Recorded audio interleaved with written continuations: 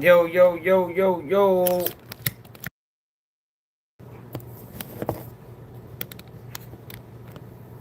Back. The like button, man.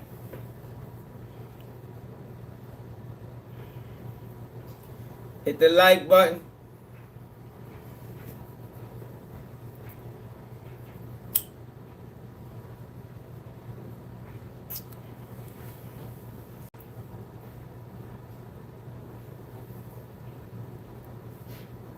What it is. Man. Getting out of control out here, man. Getting out of control.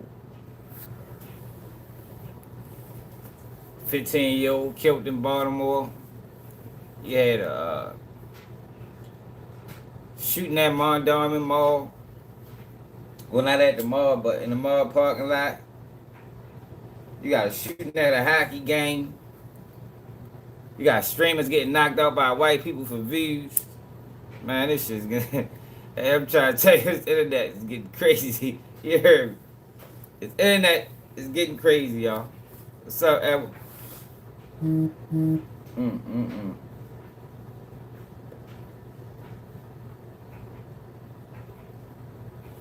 Hillary Clinton doing interviews, lying about her connection with Jeffrey Epstein.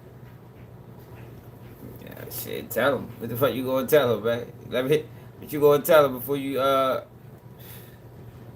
write your formal complaint? Don't lie. Um.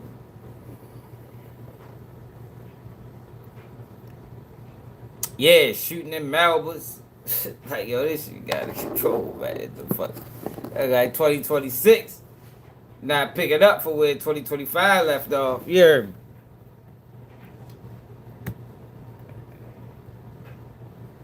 So let me take y'all to the shit that happened at the mall, man. Look at that. This first thing pop up on my timeline. Nigga out here getting knocked out for views. These niggas is crazy, man. We gonna get to that shit though. Weird ass niggas. Weird.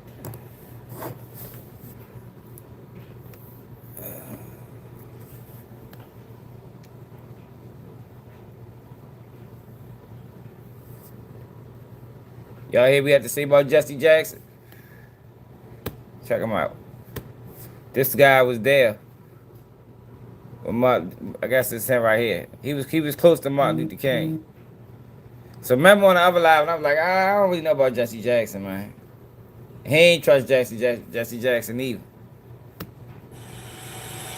We were in the meeting, and someone said, Reverend Billy Kyles is outside, and he's upset. And Dr. King said, oh my God, I forgot to tell y'all. I promised his wife, who's supposed to be a great soul food cooker, we'd have our feet on her table at 5:30. Now it's 5:45, and we sit and eat. Dr. King said, everybody rush, rush, rush. And get ready in a hurry, let's go. So I ran down and got to my room. My key wouldn't open my door for some strange reason. The limousine that had been loaned to us, I opened my door, I could touch the limousine. And finally I heard the driver tell Dr. King, Dr. King, I advise you get your top coat. Because even though I have the car on, it's still chilly. And the last words he said in this world, okay, Jonesy, I'll get my top coat. And I heard this thing say, bow. And I honestly thought someone had thrown a firecracker into the air. And I looked around to rebuke whoever was that stupid. And I heard something, Pukaloop fell up above my head. And I looked up, and his leg was sticking through the rail. Dr. King only wore one type of sock and one type of shoe. And I knew that was him. I said, oh, my God, they got it. And then I had to run about 50 feet down and back up, and I got to him. And Ralph was holding his head, and Andy was there. And a guy from Africa who had been traveling with us as a newsman from Africa. We found out later on he was working for the CIA. No, the FBI, working for the FBI. And he had taken a lot of pictures of Dr. King. And I grabbed him in and threw that and started choking him. Because the bullet hit Dr. King right here. And it went round and cut his medulla oblongata. And I didn't want people to remember Dr. King would have his stage shut off. So Andy ran and got a towel. And somehow or another they took one more picture after I made him empty that camera. And it shows Dr. King down with a towel on his face.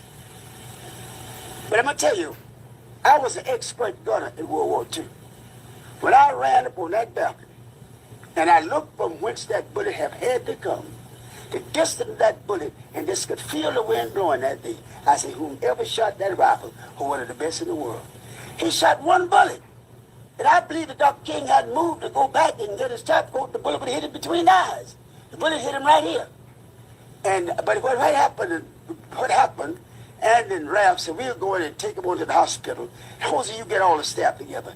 3 of us saw it, Dr. King, after he was shot. 3 SLC executive staff members.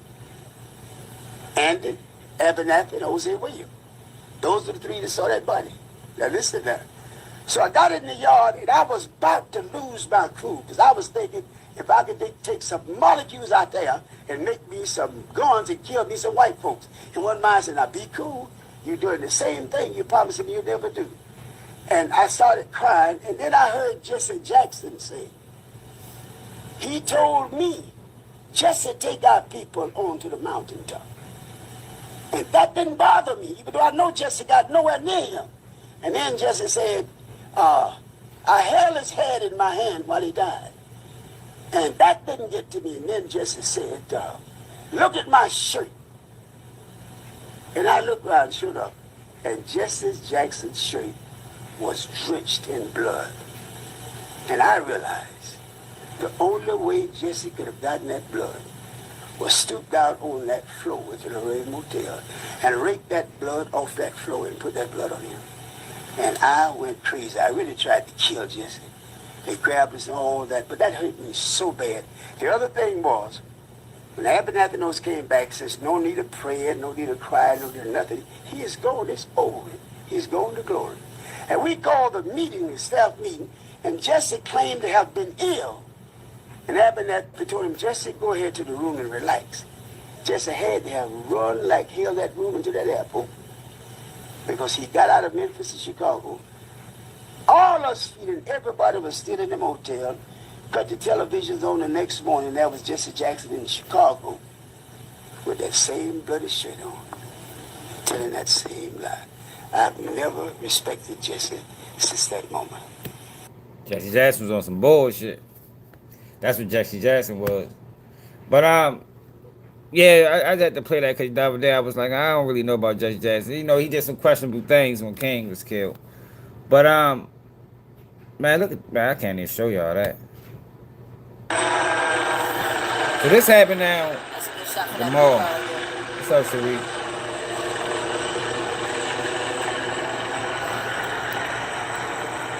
Yeah, that car is fucked up, yo. What the fuck they had? A head-on collision?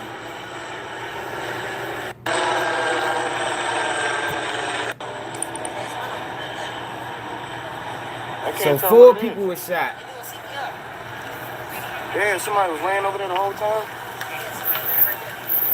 2 of them was found at different locations.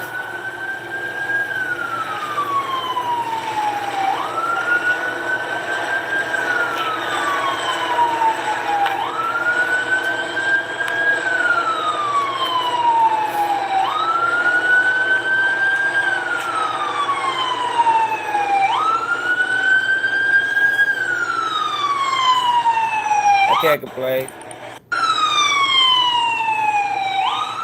Somebody ain't make it. From like at least one gun. It was definitely happening.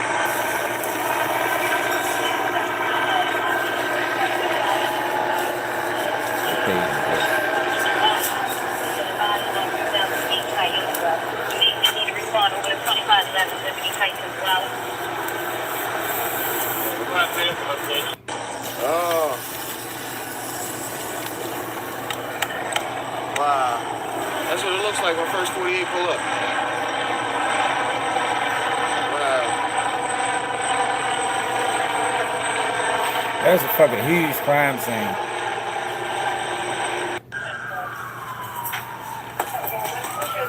It looked like a drug deal gone bad for real.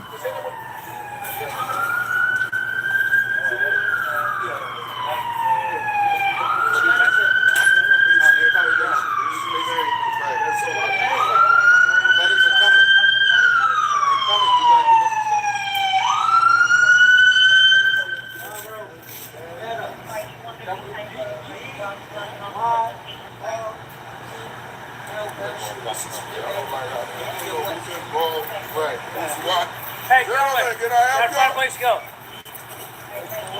No problem, guys. Y'all got any weapons on y'all? No, hell no. Y'all involved over there? No. Okay, so that's why I want you to keep it moving because I don't know that. All right, no problem. No All problem. right, I appreciate it.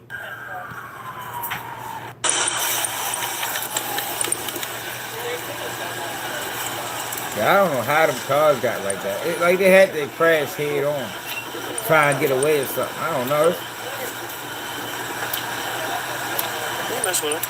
Them boys gonna get a lot of time for this shit. What's up, bro? Gonna get a lot of time.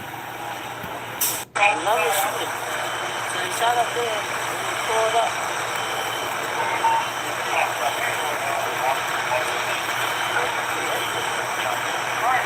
Another shooting. So this what the news is saying happened.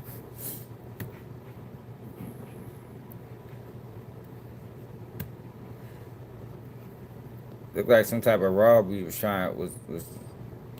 in progress. Yeah, but everybody ain't just willing to give up their possessions, man. For real.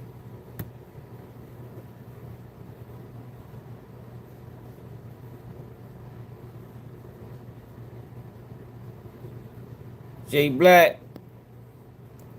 It is pimping.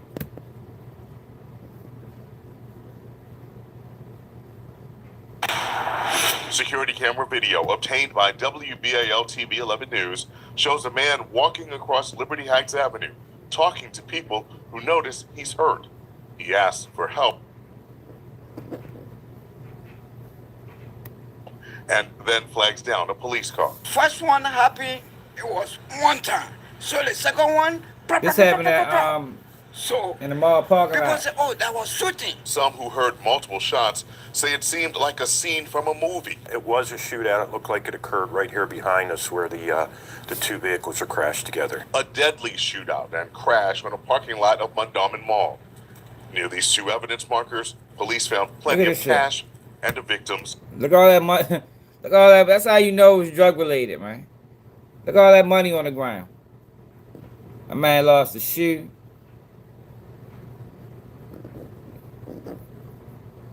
Hey, better start that, man. Get your own money, man. Like, yo, why niggas just can't hustle? You know, get your own money. You try to take something somebody else work for, however they work for. Shoot. I saw a lot of people on the street. Money was flying everywhere. Police say the crime scene stretched for several blocks. Officers responded to the mall around 9:30 Monday night. The crash involved a blue pickup truck and a silver sedan. It happened near Friday's restaurant. We found police back at the scene Tuesday morning looking for evidence. What we do know is the victims are all men in their 20s. They were found at the parking lot and at two other locations. As officers canvassed the area, they located multiple firearms. As many as 4 weapons were recovered from the scene. As you can see behind me, it's an extensive crime scene. Police say officers found 3 handguns and a rifle. Firearms that we know are illegal and people that have them that should not have them. And an incident like this can happen anywhere when we are allowing people that are not mature enough to deal with whatever conflict they're having to have that access to firearms. Mayor Brandon Scott making it clear This has nothing to do with Mondawmin Mall. Now, police tell us 2 of the shooting victims have been released from the hospital. The investigation into what led to... They released him from the hospital, probably put him right in jail. Then you got this shit that happened at Melba's. A girl recorded. Where the fuck is that shit at? Y'all here again, man? Set with. At that.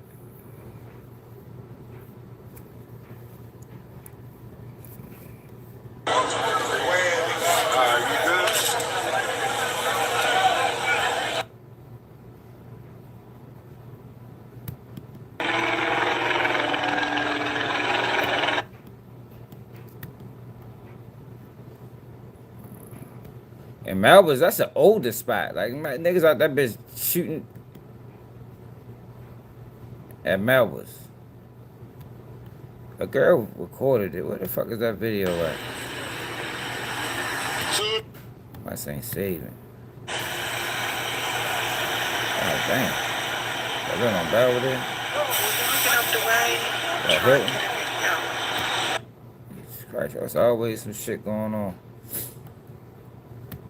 I don't think I got the video from the Melbourne situation. Seriously?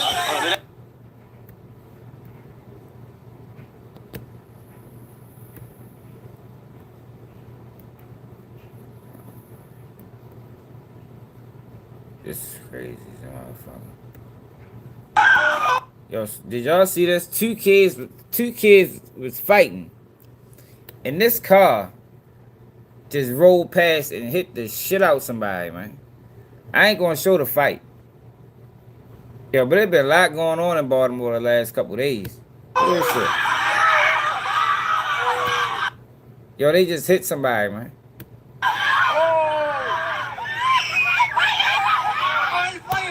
You got somebody hit by a car. A whole fight going on right here. It's like, yo, it's just, yo, we gotta tighten up, man. I can't show that video. That's probably about it that I can show. But I know niggas need to tighten up. I do know that.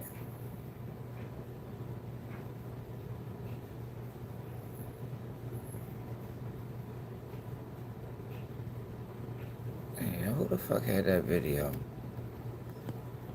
I was watching. No, I was on that page. I think it was 410. Oh, Baltimore.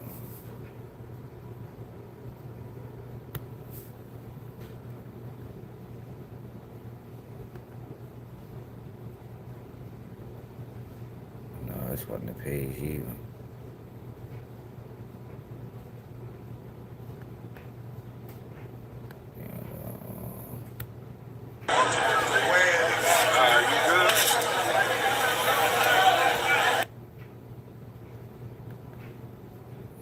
We supposed to say shit.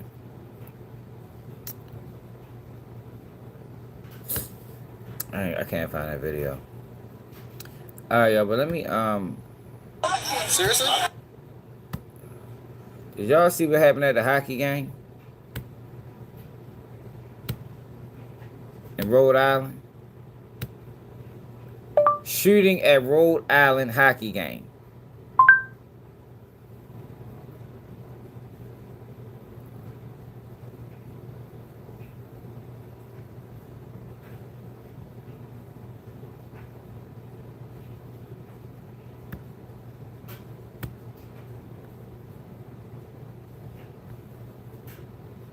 Hit that like button, y'all.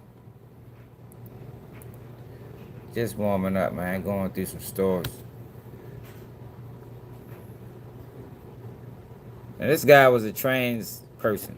You know, I don't know if man, female, whatever they classify themselves as. It seems like the trans community on a revolt or something. Thank you for joining us on a very busy Monday night. The breaking news out of Rhode Island tonight, a mass shooting in the middle of a high school hockey game. The players skate on at first, as you can see in this video, then rush for cover as they realize what's happening. At least 5 people hit, 3 dead at this hour, including the shooter. Let's get right to Louisa Moeller of CBS Boston, who's made it to the scene for us. Louisa, good evening. What can you tell us? Well, Tony, the stands were crowded with people gathered here to just enjoy a mid-afternoon game on a holiday between 2 local high school hockey teams. And then that joy was shattered in just seconds. Cell phone video captured the moment gunshots rang out during a high school boys hockey game in Pawtucket, Rhode Island. We have shots fired, multiple people down. People in the stands bolted for the exits as hockey players could be seen scrambling to get off the ice. Goalie Olin Lawrence was playing when the shooting began. I heard a couple gunshots go off. I thought it was balloons at first. It was loud, and then it kept going on. Multiple agencies responded within minutes to find one person dead and 4 others injured. First responders could be seen carrying the wounded on stretchers to nearby ambulances. We learned that another casualty from the shooting was at the hospital, that they succumbed to their injuries after being at the hospital, and there is 3 additional victims at the hospital that all are in critical condition at this time. Investigators say it was a targeted event, most likely a family dispute. The suspected shooter was also found dead at the scene from an apparent self-inflicted gunshot wound. We're talking to all those witnesses. We have several witnesses that were here, and then some that we have brought to the police station where we're talking to them there. Now, the local school district says that all of the hockey players are safe and accounted for. So look at the part that they left out. Now, kind of find out. This is the shooter right here. This is the man that just shot his wife and his own kids at a hockey game.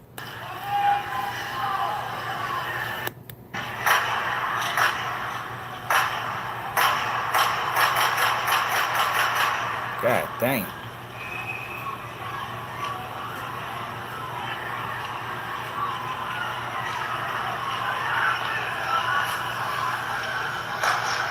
He still shooting.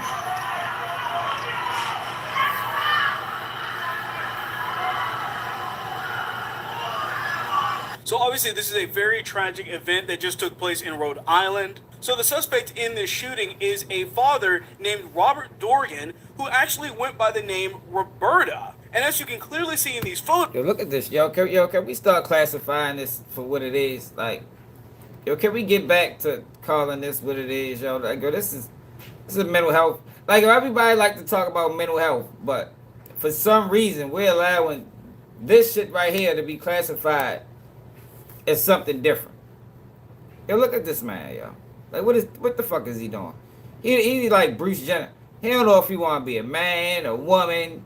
He might be a man some days, a woman another day. Other days he might be both. Like, well, this guy obviously was struggling with something going on mentally. So much so that the nigga he shot his ex-wife and his child. Photos, this person was clearly trying to identify as a woman. So obviously it goes without saying that this is a very sad and tragic event. Look at this nigga. Definitely pray for the teams and the people that are affected by this. This is the results of Black Lives Matter, y'all. And this is what I be talking about when they try to put Black Lives Matter on black people. And it's like, yo, that's not what that shit was, y'all. Black people was just used as a tool. It pretty tame. You be tripping, man. I'm talking about the issue. This is an issue, man. Yo, we done had in the last year or so, we done had a few mass shootings done by trans people. My main focus is because this is the byproduct of Black Lives Matter. You know, the group that we was told to support, you know, the group that we was told as, you know, fighting for black rights. And no, they didn't, yo. They really fought for trans rights. They really fought for people like him to be able to, I guess, expose their sexuality and then not be deemed a mental health issue. Look at this, like look at this. Pretty Things, how you feel about that? You know, obviously, you know, you're a staunch supporter. What you guys say about the trans shooters, man?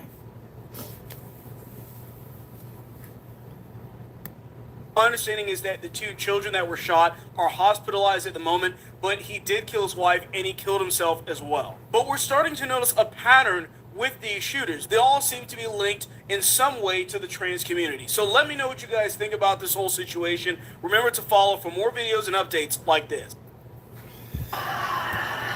Nah, man, this is a problem, man. It was a time in life where people called that a mental health problem.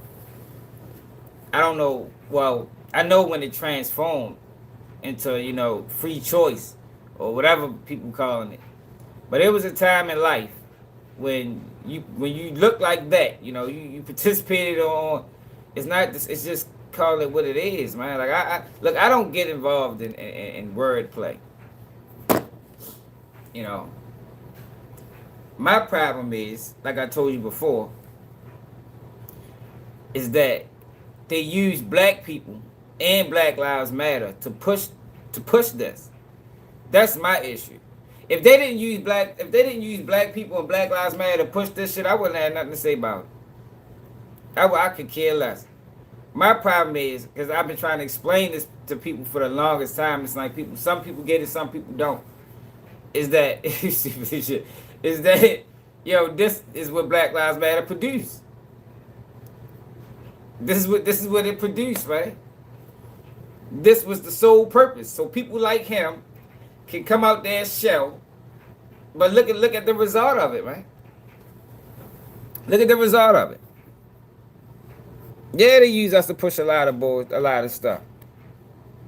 And some of us, like Pretty Tank, still don't get it. You know, we still confused. Still confused, right? Let's see if somebody else went in more detail about the story.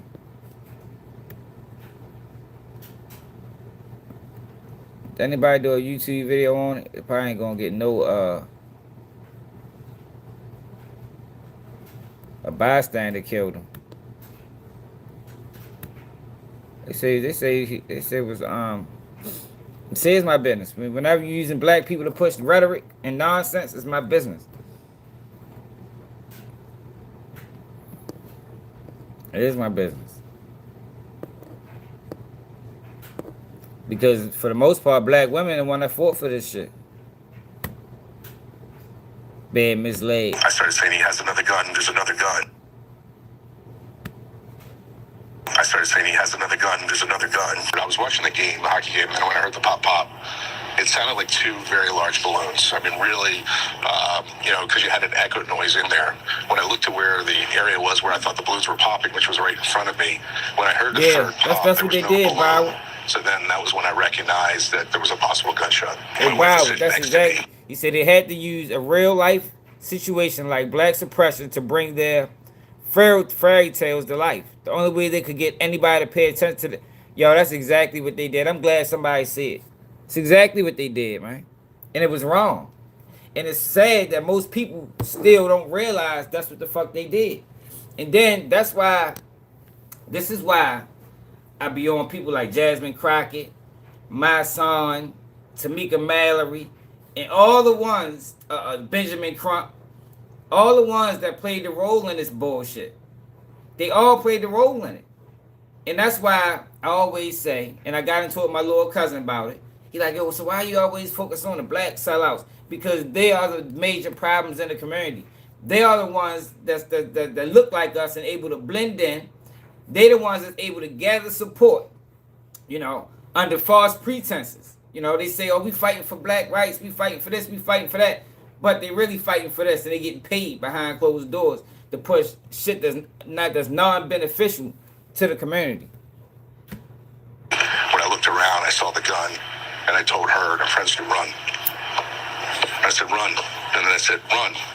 And without any hesitation, they all got up. I hesitated for about a second. You'll see it on the video. I hesitated for a second. Because I call out, I'm trying to open my people's eyes up to the non, and not even just my people, because it's some white people. Black Lives Matter created more division between white people and black people. But black people wasn't the ones in support of Black Lives Matter. That makes sense?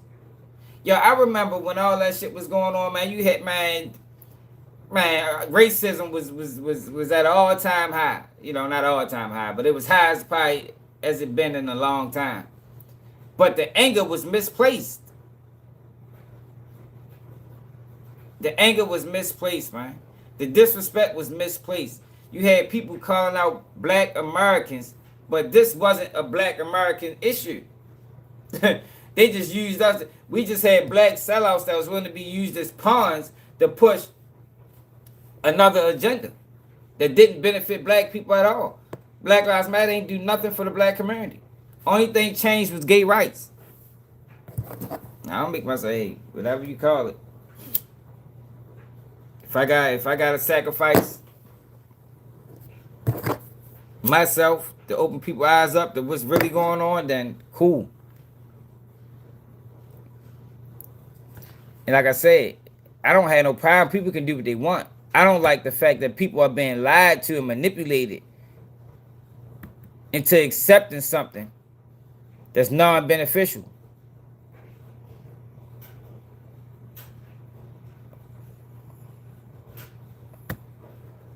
I want to find a YouTube video on it.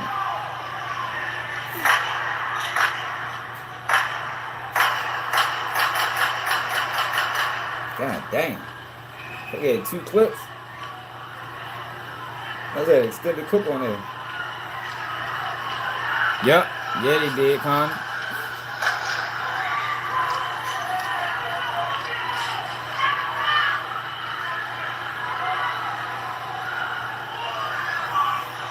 And like Cardi said, they still doing it. They doing it with this immigration shit. They doing it in Minnesota. They still doing it. It's like United States realized, or the Democrats realized, in order to push agendas, you gotta get black people at the top of it. You have to get black people on board. And the reason why I say that's why they think is because they make the effort that they make to try to force black people into participating in shit that's unbeneficial to us is crazy. They do it in media. They got influencers. They got podcasters. They got celebrities. They got motherfucking like it's just ridiculous, man, how they do this, man.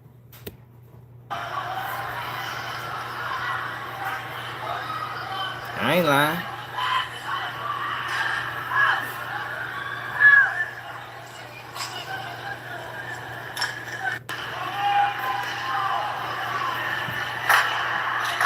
Nope. It's obvious to me what's going on.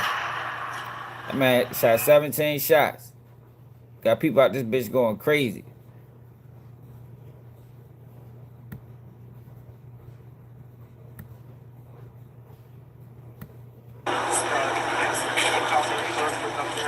This man shot up a goddamn hockey game, man. People was in there with their fucking kids.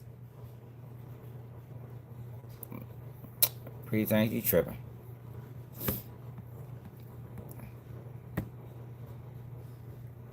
I only watch this shit.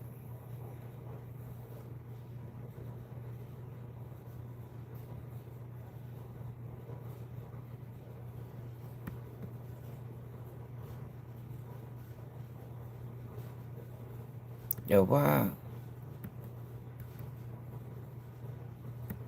Domestic issue. Let's see what they saying about it. Oh, okay. You're good. Good afternoon, everybody. Thank you for being here. As you know, we had the tragic issue yesterday, and we wanted to try to give you as much information as we can, and we have a couple of speakers. But before I do, I just want to acknowledge and really thank, this is a very tragic situation where people are coming together, and all the support and the kind words, and it's about helping the families. But I want to thank Congressman Amo, Representative Magazina, Senator Reed's office. I know they're being represented. Senator Whitehouse, you'll hear from the governor, who's been very supportive.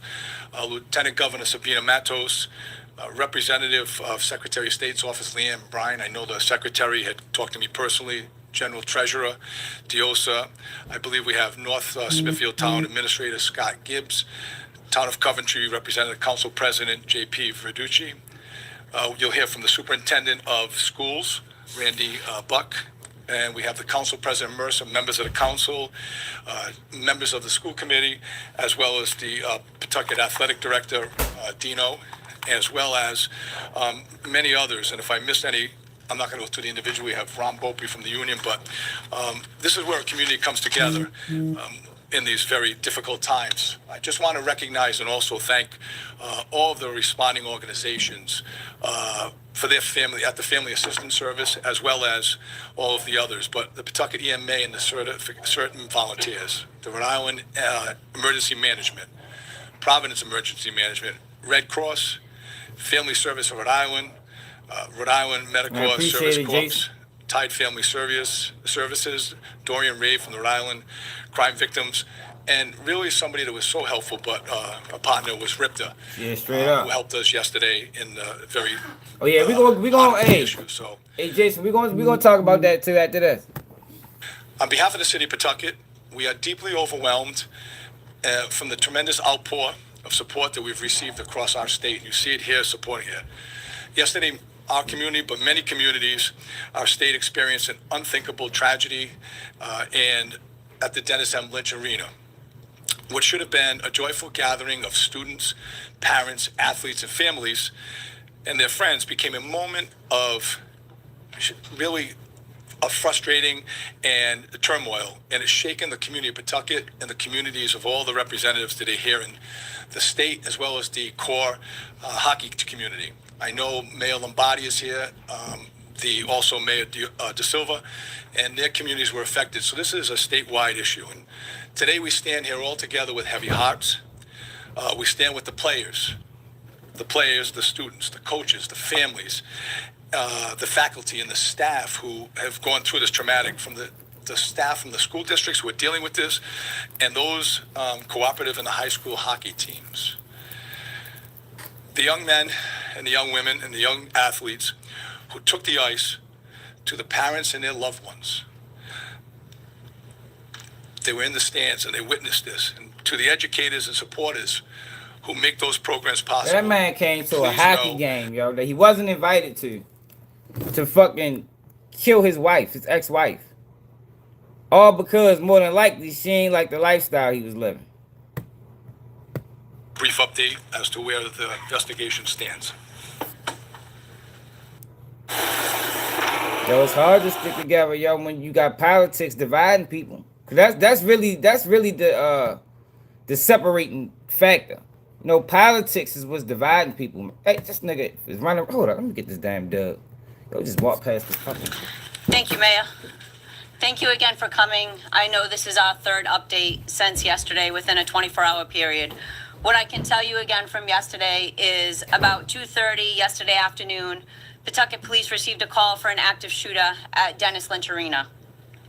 Once we received that call, the police responded within 60 to 90 seconds.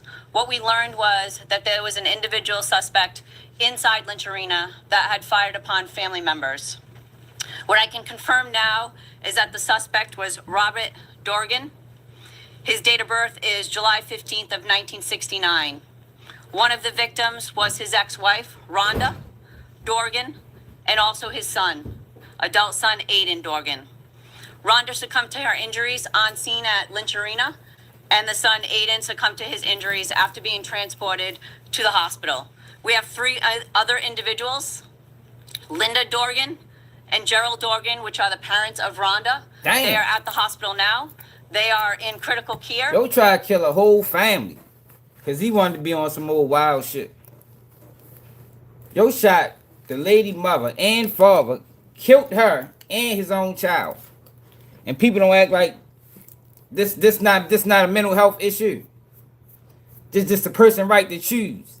Man, fuck out of here, man. These people got issues, man. We need to get back to how it used to be, man. It's not just, yo, you should not be waking up thinking you somebody else. Like, what the fuck? Like, what kind of world are we living in where that's cool, you know? So I could classify myself as a fucking millionaire, and I ain't got $1 million. Like, we just start classifying ourselves as whatever we want to be. You know, if I want to be a millionaire today, I can. If I want to be homeless tomorrow, I can. No, yo, let's get back to reality, man. And reality is, yo, this is a mental health issue. If you're a man, and in your mind you feel that you are a woman, you've been a man your whole life, got kids and shit, and you wake up one day and feel like you're a woman, yo, that is an issue. Like, I'm not talking about the people, you know, because some, you know, I do believe that some people can be born, you know, and, you know, however they born. You feel me? But for the most part, I don't think that's what's going on right now. Yeah, I think a lot of people's been coerced into this lifestyle. I think people's been coerced into this lifestyle, man. Yo, we just watched a video the other day When they was talking in Maryland schools, they was teaching kids as young as 3. Yo, the lady said at 3 years old, they was telling children that if you don't feel like you're the person, that's totally normal. You don't have, if you're a boy and you don't feel like a boy at 3, no, that's totally normal. No, there's nothing wrong with that. Like, what the fuck is you talking about? Like, we dealing with children. Talking about they can teaching kids. What was it yesterday, y'all? Ages from 1st to 5th grade. That you know, boys can wear skirts and all that weird. That shit weird, man. And this is the reason why I be trying to explain to y'all. This is the reason why the Democrats right now is fighting so hard with this immigration shit. Because they're never going to get back in office with these type of policies. Yo, a large percentage of the United States ain't co-signing this.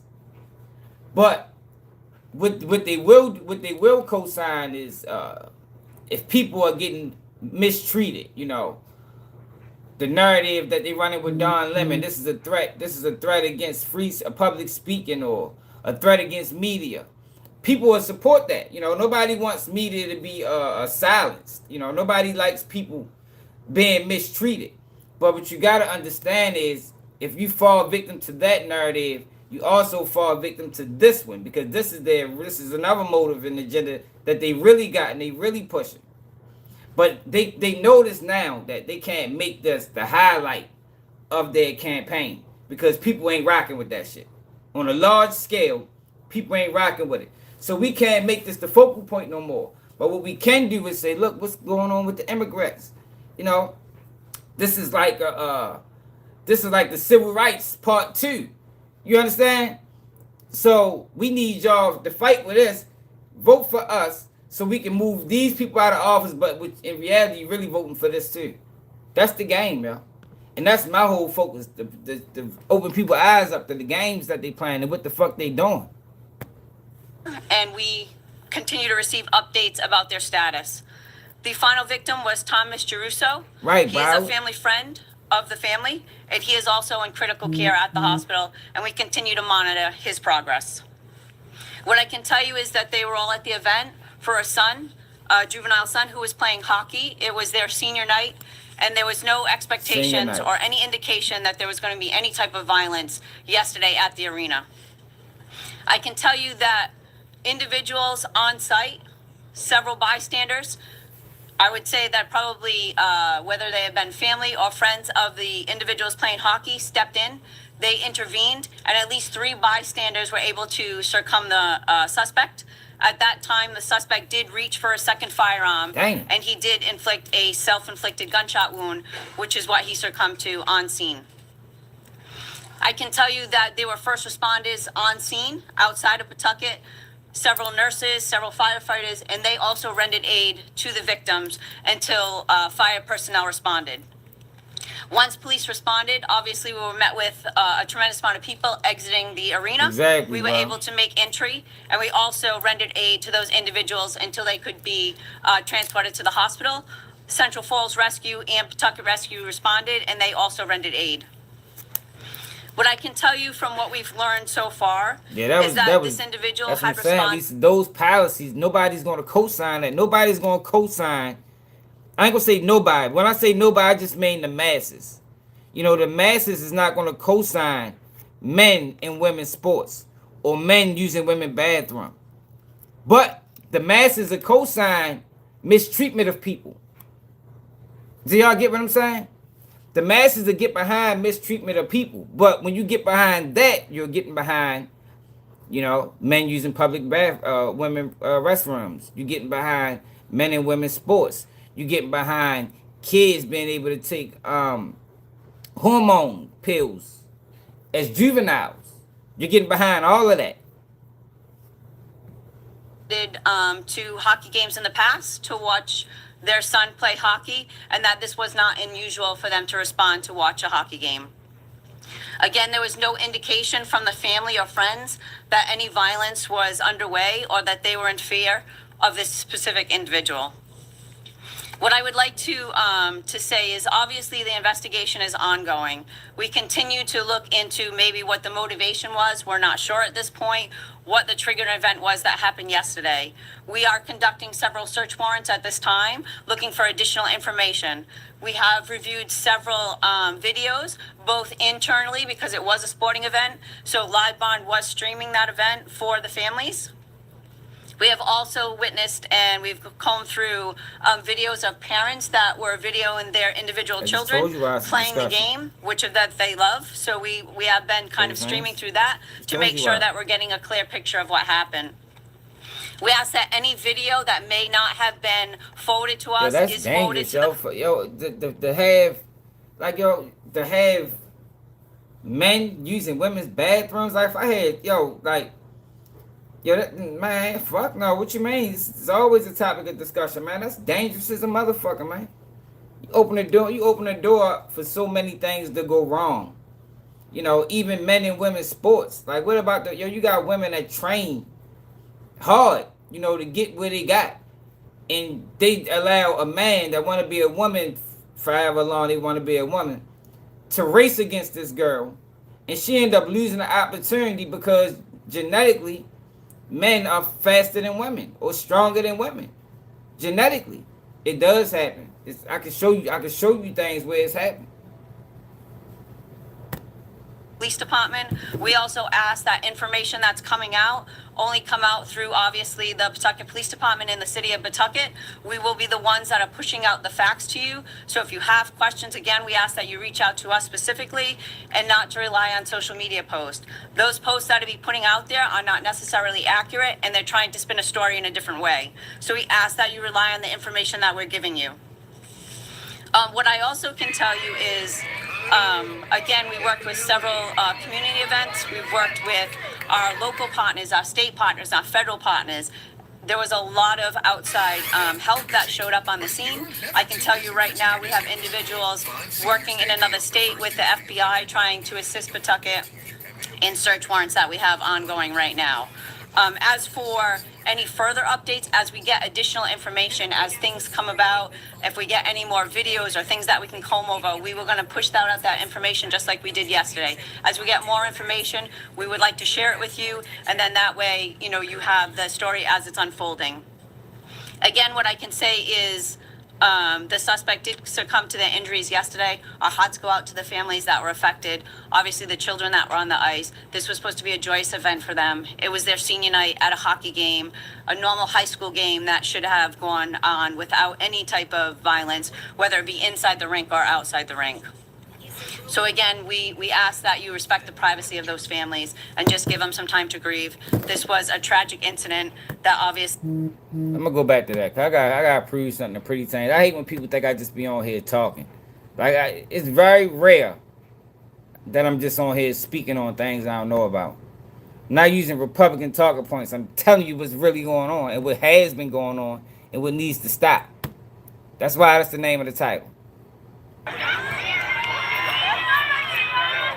Kyle Gabinelli. Look at this. What's up, kid? You see the title?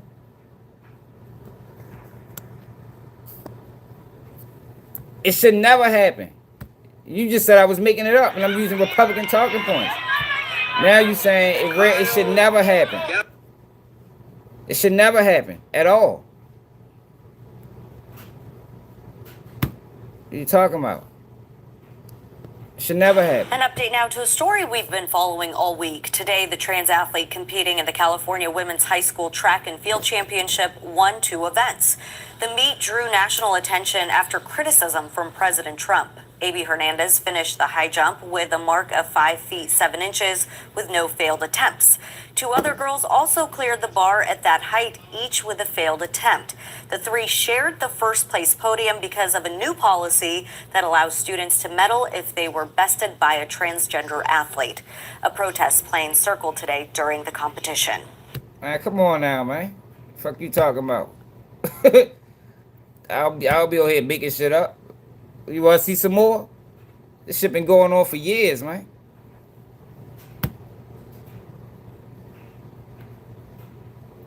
Now I'm discriminating. No, I'm telling you this is the issue. You just said it was. You just said you moving the goalposts, pretty things.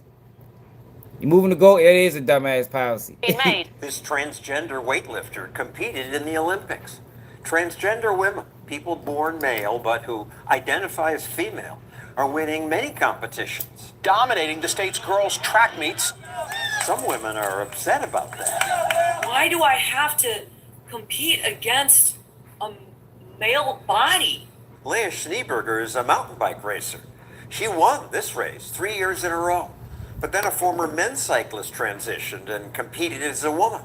Now that person wins. How did this happen? I just want to be able to compete on a fair playing field. Bearden is a road racer and recently won a women's state championship. Transgender competitors do often take testosterone blockers that help align their body with how That they shit don't identify. matter. When I started hormone therapy, within 9 months I was running 12% slower. Trans athlete Joanna Harper is a scientist who's advised the Olympic Committee. How is it fair for trans women to compete with women? Well, trans women lose muscle, lose strength, lose endurance with hormone therapy. After Cece Telfer won this race, she said, As a trans athlete, I'm not a threat to women's sports because I am a woman. but Telfer ranked 390th. Come on, pretty. That's not a mental health problem. That's not. This is not a mental health issue. Look at this. Come on now. Come on now. You heard what he just said. Because I am a woman. But Telfer ranked 390th best competing as a man. Look, he ranked 390th best competing as a man. 390th competed as a woman in one races. Because I am a woman. But Telfer ranked 390th best competing as a man. I have to admit, I am somewhat at a loss to explain it. However, there are hundreds of NCAA championships awarded every year. Trans women are hugely underrepresented. But what about Maybe they combat need that. sports? Fox to the knees, and that's it. Trans woman Fallon Fox won most of her fights. She broke this woman's orbital bone. Damn. Later she said, I've never felt the strength as I did that night. Doesn't seem fair. Fallon last fought in 2014. Can you come up with anything more recent? The idea that trans women are hugely going to outperform cis women does not hold up to the statistics. Man, come on, man. Statistics The do Democrats is never gonna get back in office with this bullshit. I'm trying to tell you. That's why they use the immigrant. They are never getting back in office, y'all, pushing this bullshit. But they can get back in on this immigration issue. I better pay attention to what's going on, man. Don't fall for the play. A male could be. And I ain't no 40% Republican stronger than either. a female I'm just a on his realist. legs. Biologist Emma Hilton. Things like shoulder width. Those things don't change when transgender women suppress testosterone. They don't get shorter. They've still got big lungs. I can train 20 hours a week, but I cannot train to be a man. You can't fix some You of see the what I'm saying? performance Look at gaps. this woman, y'all. Performance gaps. Train 20 hours a week. So this is wrong, man. This woman trained 20 hours a week, giving it her all to go out that bitch and had to compete against a fucking man. Yeah, that's wrong, man. I couldn't imagine my daughter. I'm training with my daughter for her to be whatever she's trying to be. And we go into a track meet or a competition and she gotta go against a fucking man. Man, that's demoralizing to especially a child or any woman. Nobody's dehumanizing them. Who said they wasn't humans? You know, I just don't think it's. I think it's something bigger than, you know, just the right to choose. You know, I think something ain't clicking mentally, especially the ones that transition later on in life. You know, you got some kids, yo, that you when they young, you see that they, you know.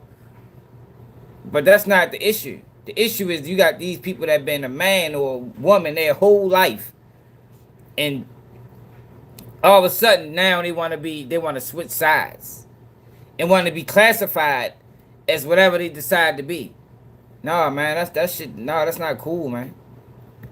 Man, you can't fix some of the performance gaps. The performance gap in weightlifting is over 30%. The performance gap when someone is throwing a baseball is over 50%. And the performance gap when a male punches is 160%. Now, I have no problem with people who transition to the gender they identify with. I'm all for saying we welcome you in the world who want to transition, and you should be afforded every right that I have.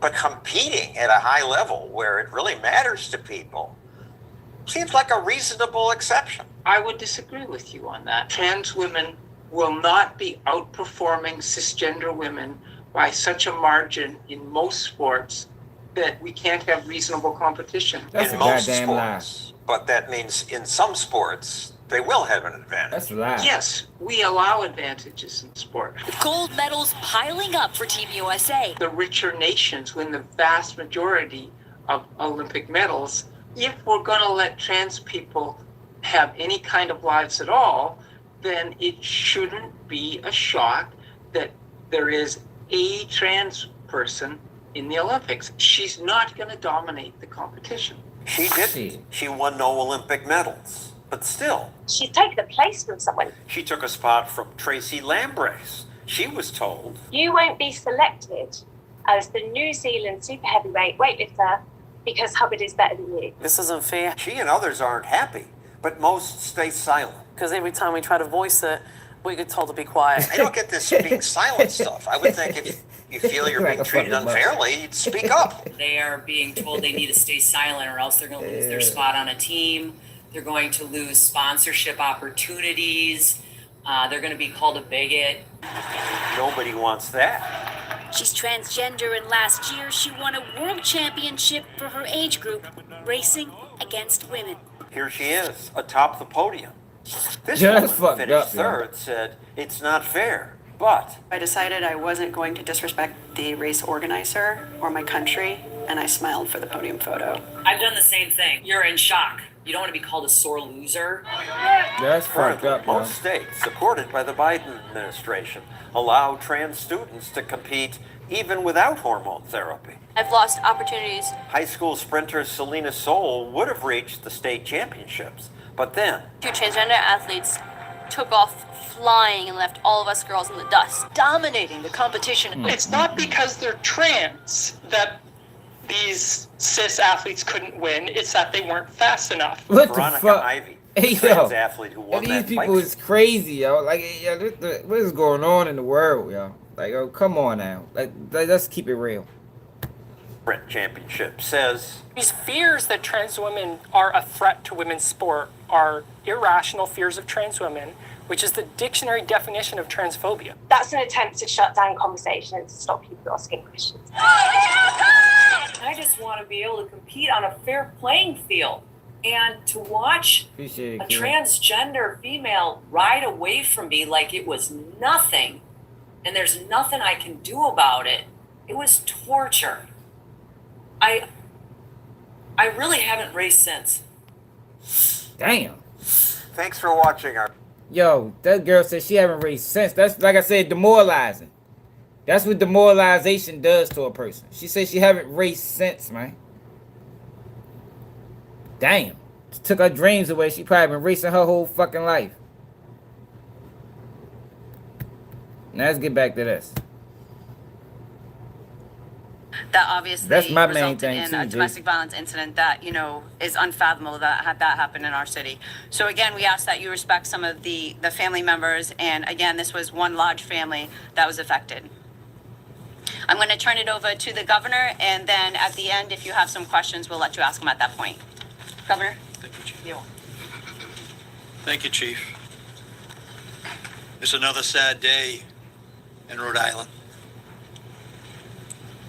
Here in Pawtucket, just imagine, we all have families.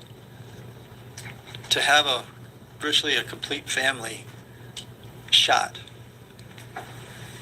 and several killed Damn. I just can't imagine really what did those shoot the families whole are going family. through and the people who are close to them. So our thoughts are with them, and also our thoughts are with the city of Pawtucket, Mayor Grebian, and the chief. Thank you and your whole They team shot the whole family because he was for the wrong. response that you've had, and They probably our role is to continue rejected. to provide the state. Like, oh, you can't force, and this is the thing that be pissing people off. Like, oh, you can't force your lifestyle on a person. Like, everybody can be what they want to be, do what you want to do. Yo, but what's going on now, and what has been going on for years, is they trying to force this on people. Like, you have to accept this. You have to be in agreement with this. If I want to be called this is what you have to call me, or you're being, what's the word? Transphobic, or like, yo, what the fuck? Like, yo, nah, man. More than likely, his wife ain't want to have nothing to do with him because he decided to become a woman. Which is her, it's her right. Why is it that it's like they want rights, but the people, nobody else can have rights. Nobody else can have a right to think what they want to think about you or feel how they want to feel about you. But at the same time, they want everybody to respect their right. Yo, you can't. That's not fair, man. You can't have it like that. What's up, Nick? Resources as we as people recover wherever they need them. So here in Pawtucket, as always, Mayor, I stand here with Pawtucket and make sure that we reaffirm that commitment here, but also throughout the state of Rhode Island.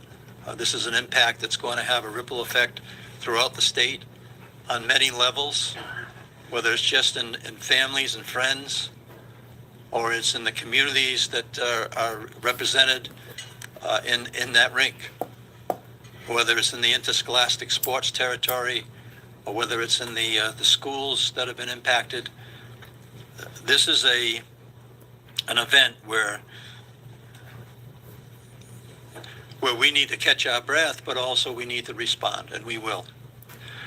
Too many Rhode Islanders know what it feels like to lose a loved one, or a neighbor, or a friend to gun violence. And too many have experienced the tragedy of domestic violence. That's why I never get a vote. We've made efforts in that area. We're going to double down in that area. That's a really important thing that we are going to move forward on to make sure that this domestic violence issue is one that we focus on as a state.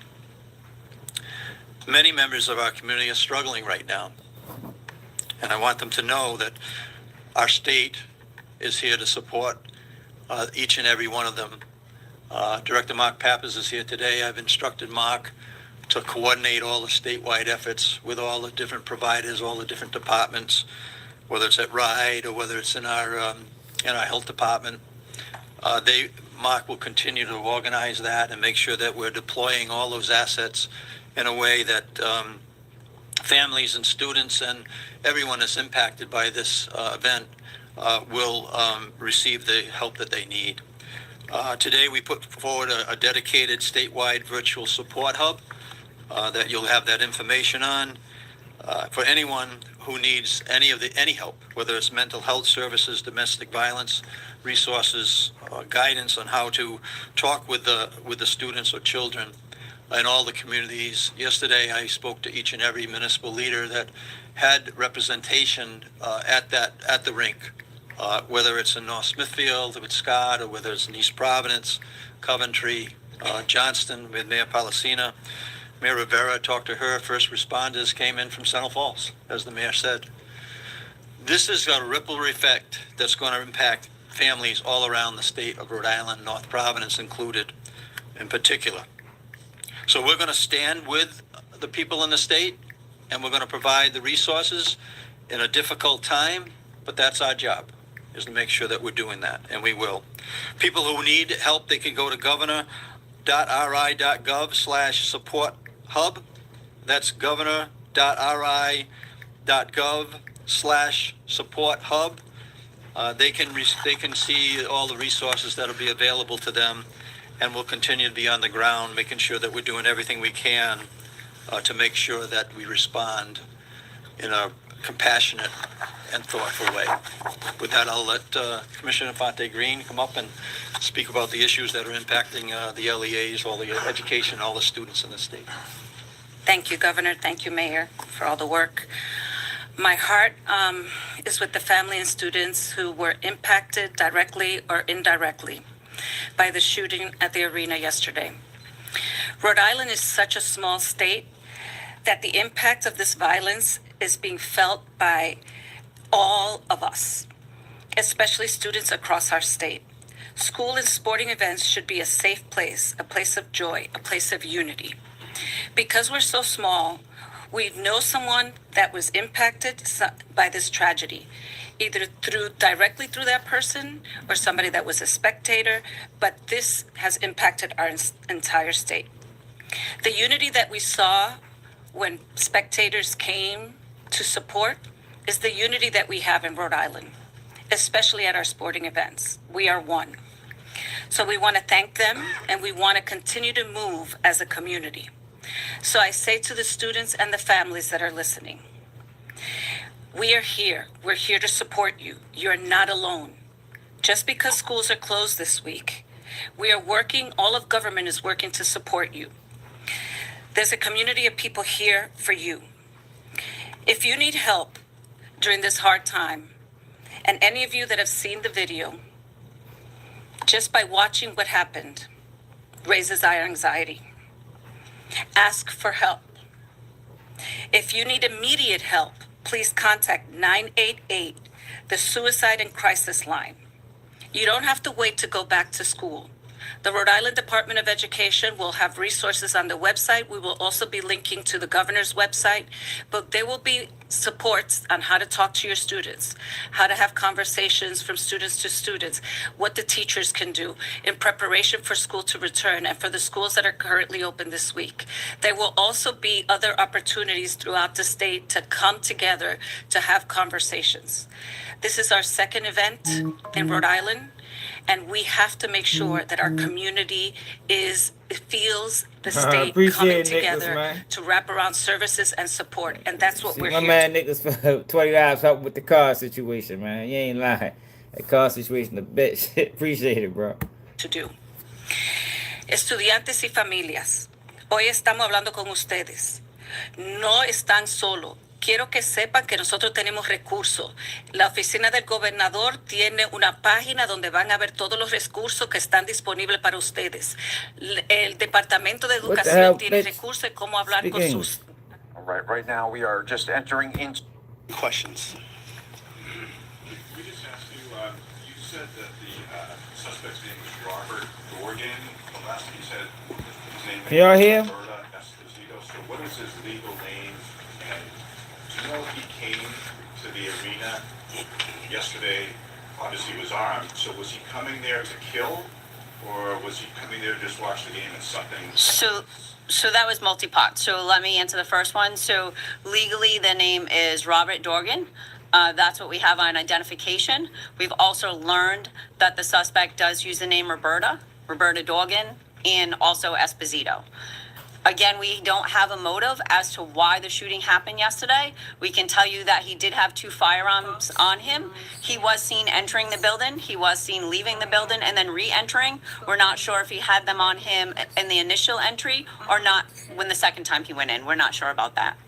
Was there a confrontation between the shooter and the family before the shot? There was not.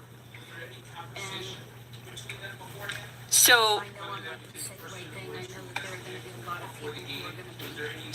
what I can say about any conversations with the family, again, is that the family there that was sitting on the bleachers was affected. Some are still in critical care, so we're still gathering that information. From the video, it doesn't appear that there was any conversation or confrontation between the family before the incident happened.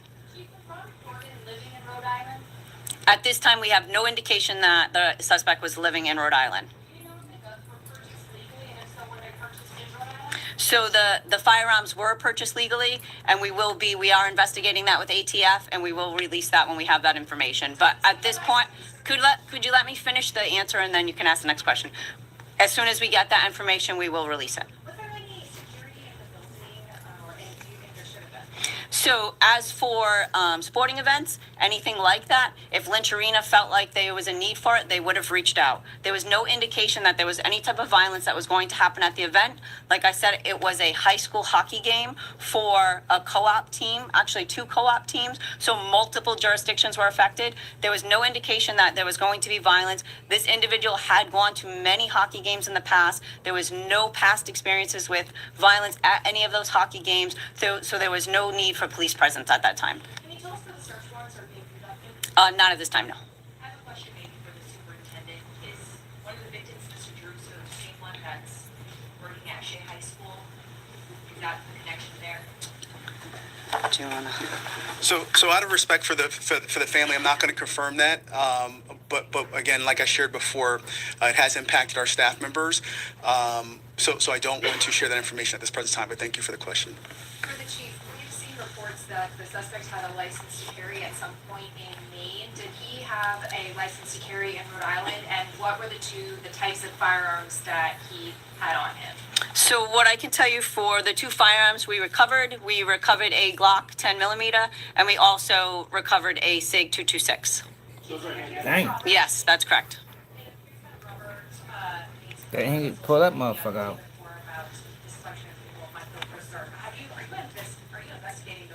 So we have looked into social media postings. There were tens of thousands of postings. So it is going to take us hours to comb through those postings and see if there's anything that would have gave any insight into the incident that happened yesterday. At first glance, we don't see that, but again, there were several thousand postings that we're going to have to comb through. So that's why we've reached out. Anybody that sees anything on social media to obviously refer it to us. But again, there was tens of thousands of postings. Chief, have you seen any link to any type of extremist groups? He probably part of them groups. Not at this time. So again, we are confirming with ATF. He did have a license to carry out of Florida, so we are working to see if they had a license to carry anywhere else.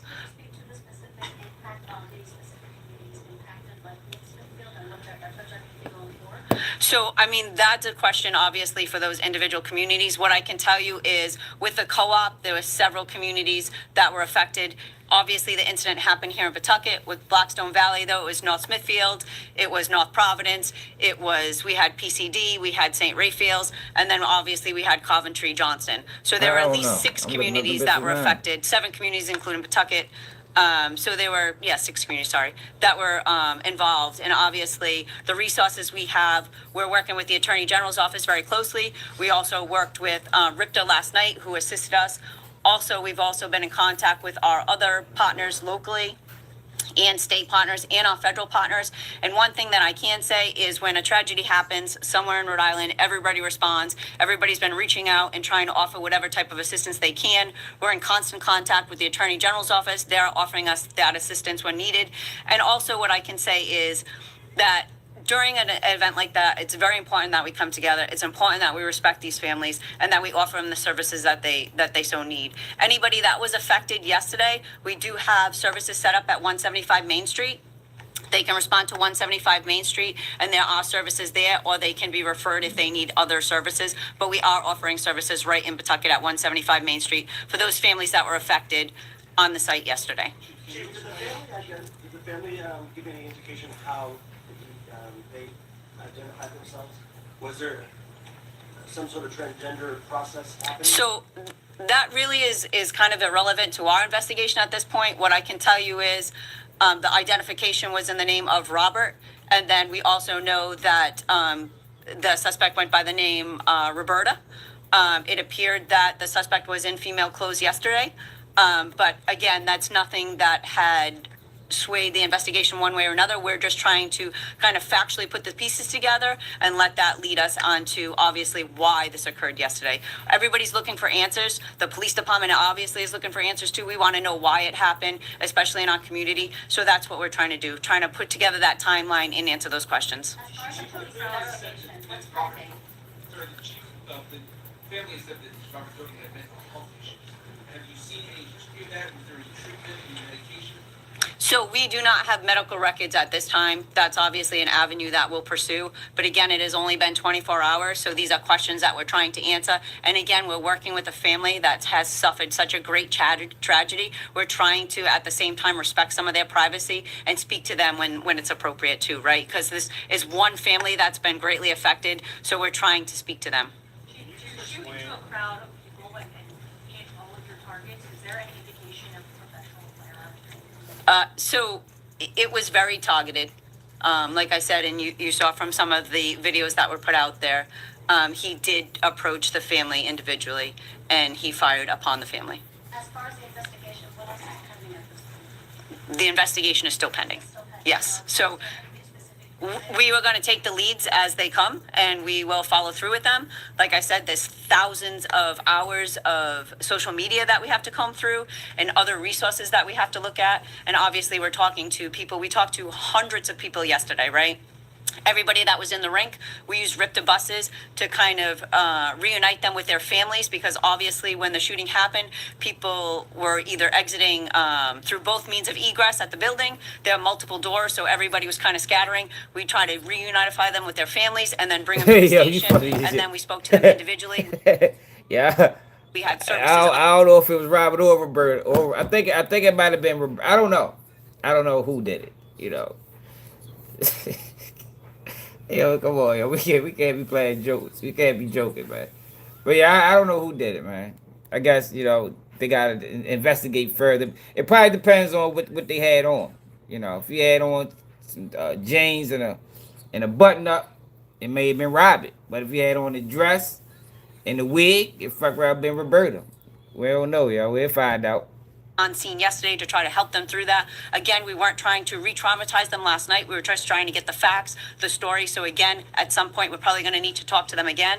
We talked to the people that intervened and assisted with circumventing the suspect. So again, those are people that we're going to follow up with. Is there any plans to release any official video that's Imagine being able to build an app with your That's name crazy, on it yo. just by I'm telling thinking you, about man. it. People Meet Base still 44. got to stop, man. One day. Can't keep going down this road, man. So so the police be a department dead would end not be soon. releasing video of the incident, the live stream that was up live stream through Lynch Arena through Live Barn. And again, unfortunately, that was a normal school event that they were live streaming it so that people could enjoy watching their kids play hockey, right? That was the point of it. It was not so that we could kind of put out this tragedy all over social media, right? So I ask that you respect the families that have to relive this. Every time somebody reposts that, these families are being re-traumatized. So I ask that you not do that. But again, the reason for the live stream was that families could actually enjoy their kids playing hockey. So in Pawtucket, he is not known to police. There were some contacts throughout the state, but nothing that would indicate any type of violence. He was certainly traveling throughout the country. Are there any indications any law enforcement hits in Maine and Florida and other places where he would?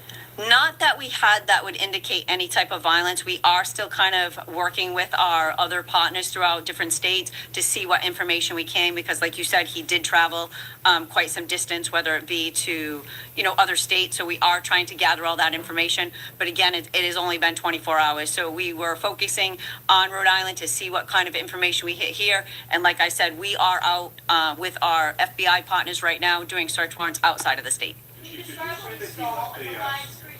In the live stream, did the Americans tackle your So I can tell you that the Good Samaritan stepped in and they were able to overcome the suspect. And at that time, that's when he inflicted the self-inflicted gunshot wound. Not that we have found at this point. Can you tell us anything about his movements prior to the shooting yesterday? Transiting to Rhode Island yesterday or present in Rhode Island in the hours before? So what I can tell you is that we are establishing a timeline of what led up to the incident. What I can tell you is that we do have the individual at the premises for quite some time before the event, which wasn't unusual. Again, like I said, the person had traveled to watch the son play hockey multiple times, so that wasn't unusual. Again, we saw him enter the building, exit, and then re-enter. So we're trying to put that timeline together. But again, it wasn't unusual for the person to respond and watch them play hockey. Where was he living as of yesterday? So that is what we are trying to confirm at this time, but not a Rhode Island resident. Apart from if there's some incidents, I think with some family members' response. What's up, Time? I didn't say that. I'm sorry. I don't know where you got that from. Well, I guess there are court records that he had some run-ins with family members and accused them of assaulting him, including the father-in-law. Not here in Pawtucket. Not here in Pawtucket. So the incidents that I think you're referring to was he was a victim in another community, but nothing that I would say again would make us question whether or not he had any violent tendencies. So the report you're speaking to is, again, he was a victim. Aside from the investigation, a lot of questions parents have is what kind of conversations are being had for future games. You know, games will be going on throughout the year. That's fucked up. He did that at that game. And what this is like for you, taking the game face off of the investigation, just as a person, as a parent, as a human being, people are reeling here. So as a parent, obviously that hits very close to home. I have children that have participated in youth sports from a very young age. I've watched live stream. I've watched their sporting events, obviously during COVID for that period of time. So that does hit very close to home. As a police chief and a member of law enforcement, I think it's something that we respond to because it's what we're meant to do. It's part of our job. I think we kind of try to separate the two. We go in factually. We try to come to the bottom of what it is that happened. We try to put that information out. We try to bring justice to those families and some solace and some comfort to those families, right? So we're going to be in constant contact. Our detectives are here today as part of the interview, and obviously they're in constant contact with those families. It's kind of very hard to separate the two. It's kind of a job that I've been doing for almost 28 years. So I think at this point, you know, any phone call like this is horrific, and I don't want to receive it, and I hope I never receive another one. But I think... So let me show y'all. So y'all know they've been trying to trick black people into this this war against ICE, which is really a left versus right situation that really none of us ain't got nothing to do with. But y'all know this been going on for a while. So I found this video.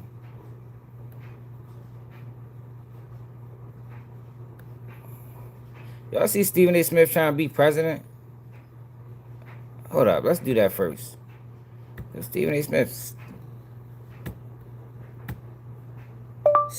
Smith wants to run for president.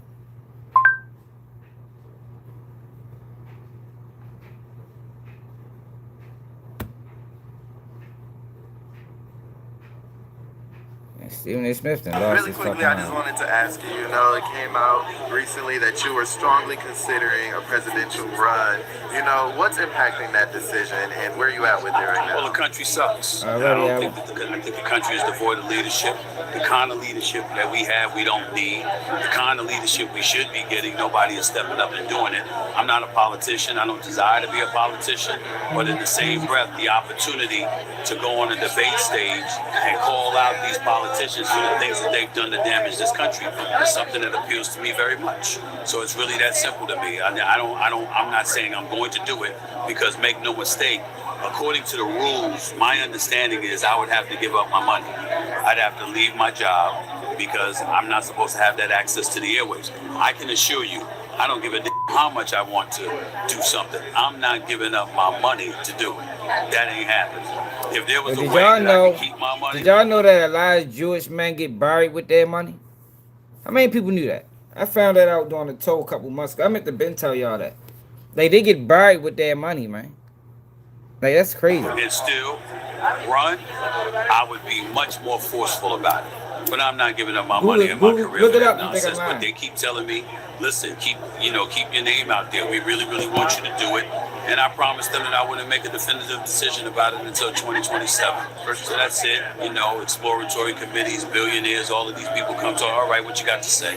I'll listen. But right now, I can't imagine that I'm going to do it. But I haven't completely closed the door. It seems with the current party, in office, things continue getting worse as days go on. What do you think it it would take for you to? Yeah, I think Stephen A. Smith was much better served when he was just speaking sports. Like once he started blogging, because he's basically a blogger now.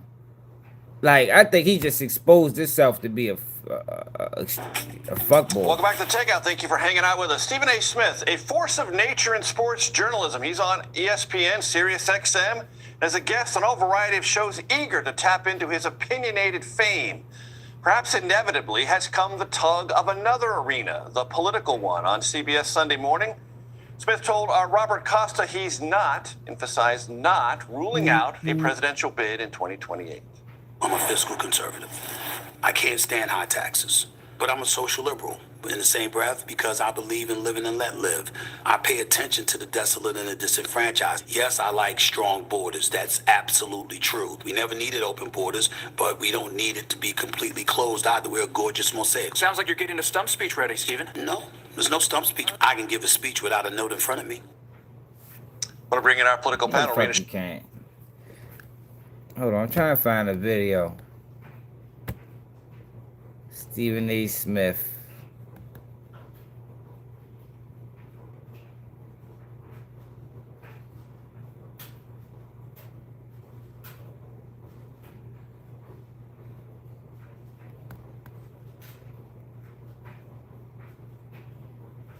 Let's check this out. We're gonna be live for a couple hours, y'all. Hit that like button.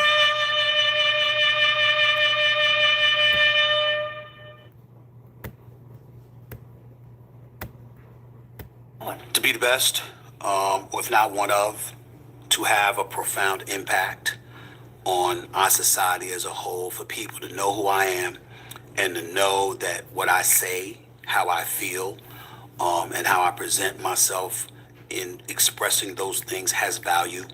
And I think that those things are incredibly important because ultimately it provokes change, if not thought at the very least, which could ultimately provoke change. And the idea of pulling that off is incredibly exciting to me. I think the advantage that I have is that I'm excited every day that I do what I do. I think the challenge, for me, it's being that guy that you can rely on. That's not, I don't want somebody to look at a show and say, wow, that was a great show. I like them to look at my shows and say, it's a great show. Meaning it's something that you can depend on. It's something that's continuous. I think the problem that I have is that I really, really never look at myself as having won. I look at myself as a winner because of the process I'm willing to endure to achieve success. But I never stop and say, I've won. The closest I came to that was when I bought a home in New Jersey.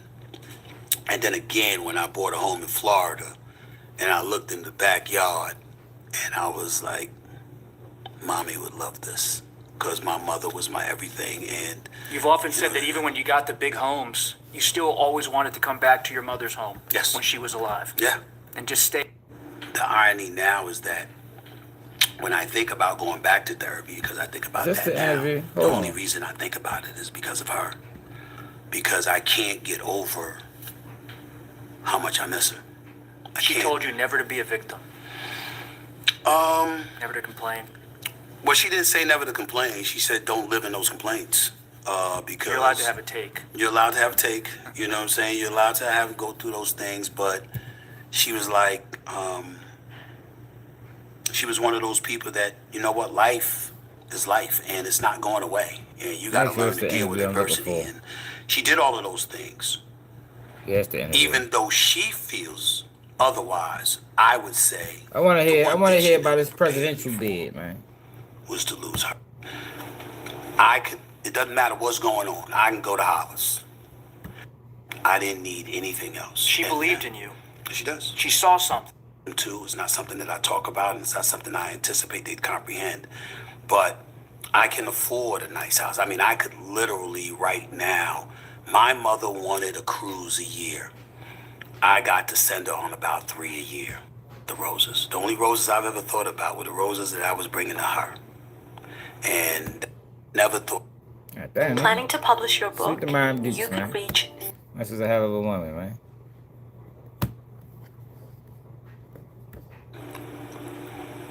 That does not happen if it's not for Bob Iger. You built It a does real not partnership happen. with Iger. It does not happen if it's not for Jimmy Pitaro. If I don't get their blessings, doesn't happen. So for me, remembering that is important. Just as much, certainly I wouldn't compare anybody to God, and I wouldn't compare anyone to my mother. But outside of those two, you know what? You still remember people who've done stuff for you. And for them to believe in me and to place the faith in me, that's what I should be holding on to more than what I have. It's not what, it's the why. Why do you believe they made you the face of ESPN? I don't know if they've made me the face of ESPN. I don't even try to consider myself that half the time. I work. I put in the work, and the people decide who the face is. I would tell you they recognize that, and they've rewarded me accordingly. Remember, yo, this is the man. This is the man that got on air and said, "Every day I wake up." This is what he said, y'all. People watching, y'all remember he said this. It might not have been verbatim, but it was in reference to. He said, "Every day I wake up, I try to find out how I can make more money for my bosses and how I can get a piece of that money." That's what he said. He said that's his sole goal in the morning. When he wake up, he is thinking about how can he make more money for his bosses. That's what he said. It might not have been verbatim, but he definitely said that shit. I was like, God damn. Every day? It's the first thing on your mind? Like, damn, that's crazy. And I take credit for this. I've proven I'm trustworthy. In other words, I'm not the kind of guy that's going to take the money and run. I'm not the kind of guy that's working my tail off and then all of a sudden I got the money, so suddenly I'm not going to work my tail off. The same things that I did to achieve what I achieved, I will strive to continue to do, plus elevate on top of that, to make them not out to be liars. Now, if I'm hopefully over the next 4.5 years, I'm able to pull that off. But that is clearly the goal. How you been at, man? Show after show, success after success, contract after contract. What's next for you in this journey? To be elite at what I'm doing. What does that mean? To be recognized universally as one of the best ever at what I do. In the same process, to explore where we go from here. Could you run for president? It's possible. Would you run as a Democrat? Yeah, because I couldn't see myself running as a member of the GOP. I'm a fiscal conservative. I can't stand high taxes, but I'm a social liberal. In the same breath, because I believe in living and let live, I pay attention to the desolate and the disenfranchised. Yes, I like strong borders. That's absolutely true. We never needed open borders, but we don't need it to be completely closed out. We're gorgeous mosaic. Sounds like you're getting a stump speech ready, Stephen. No, there's no stump speech, but I can give it. I can tell you this much. I can give a speech without a note in front of me. Could you be competitive in a Democratic primary? Some big names might run. Gavin Newsom, the California governor, among many others. I bet he would run. In terms of their intellect, in terms of where their heart lies, in terms of the service that they want to provide to this country. But ultimately, your actions speak louder than anything. Gavin Newsom is somebody that I think has tremendous potential if he moves towards the center. But ultimately, affordability with taxes in the state of California, the homelessness, the crime, he's going to have to answer those questions, being a prisoner, the environmentalist out there. He's going to have to answer those questions. You are, somebody like Josh Shapiro, Wes Moore. I have profound admiration for both. I would support any one of them. But when I think about Josh Shapiro, I think about pro-Palestinian supporters that felt that he was excessive in his support for Israel. How much votes would he get in a general election when you have people throughout this country that have been shifting somewhat to that side? Not totally, but to some degree. I think about Wes Moore. I wonder if the Barack Obama element would hold him back. A black president, okay, is America ready for another one? How would you handle race if you... I'm glad he said that. Yo, I just got into it with people the other day about Governor Wes Moore. Because they was running the narrative that Trump didn't invite him to the president dinner because you remember that, Hope? I know that's what he said. Because he black. And I said, yo, he ain't no American black. People like, what you mean? What's the difference? Da da da da da. I'm like, man, here we go with this shit again. And I'm gonna show y'all why I be saying that. You got into the contest. I would be who I am. Did you worry about racism if you ran for president? No. I know it exists. I know that you can't escape it, but I do not believe it is as prevalent as some on the left would like us to believe. I do believe a vast majority of Americans judge you on the content of your individual character rather than the color of your skin. I think a lot of people in America, especially in this day and age, now more so than ever before, it's not about race. It's about the fact that they don't give a damn about it because they got their own problems. That's entirely different than believing they are superior to you and they want to hold you back from ascending.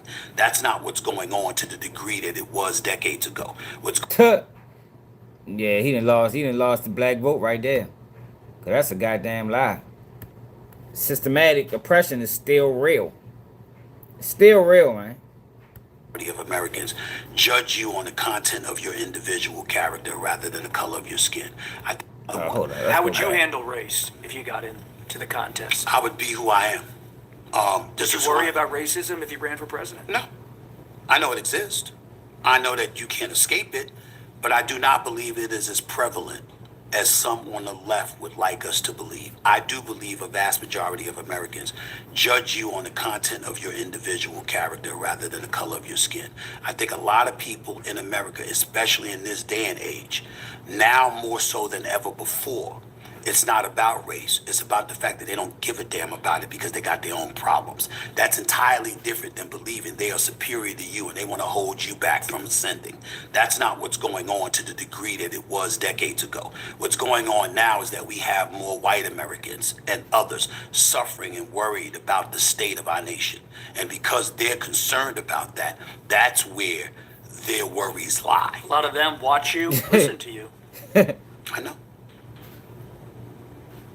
I'm aware. Let them keep listening. I'm not going away. I'm not going away.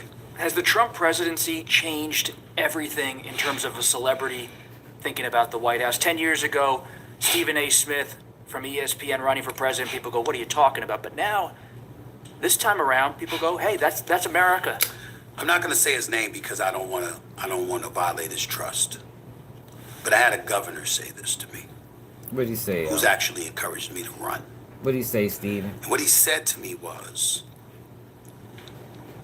the work is tough, but not as tough as you think. The real work comes from the states. He said the presidency is not just a statesman position, but it's a bullhorn to utilize on behalf of American citizens everywhere to make sure that the politicians below the Oval Office do what they're supposed to do in the best interest of the country, if not be called out for it. So if you're a senator, if you're a representative, if you are in law enforcement, if you are in the judiciary, if you are a governor, if you are a mayor, if you are a councilman or assemblyman or woman, etc., are you doing your job in the best interest of the people you represent? That's where the president comes in, as the constant, incessant, tireless, tenacious reminder that you're supposed to be looking out for America. Let's make sure we're doing that. He said you got corporations all over the place. You see, they have CEOs. CEOs are not entrenched in the muck and mire of the everyday workmen 10 layers below them.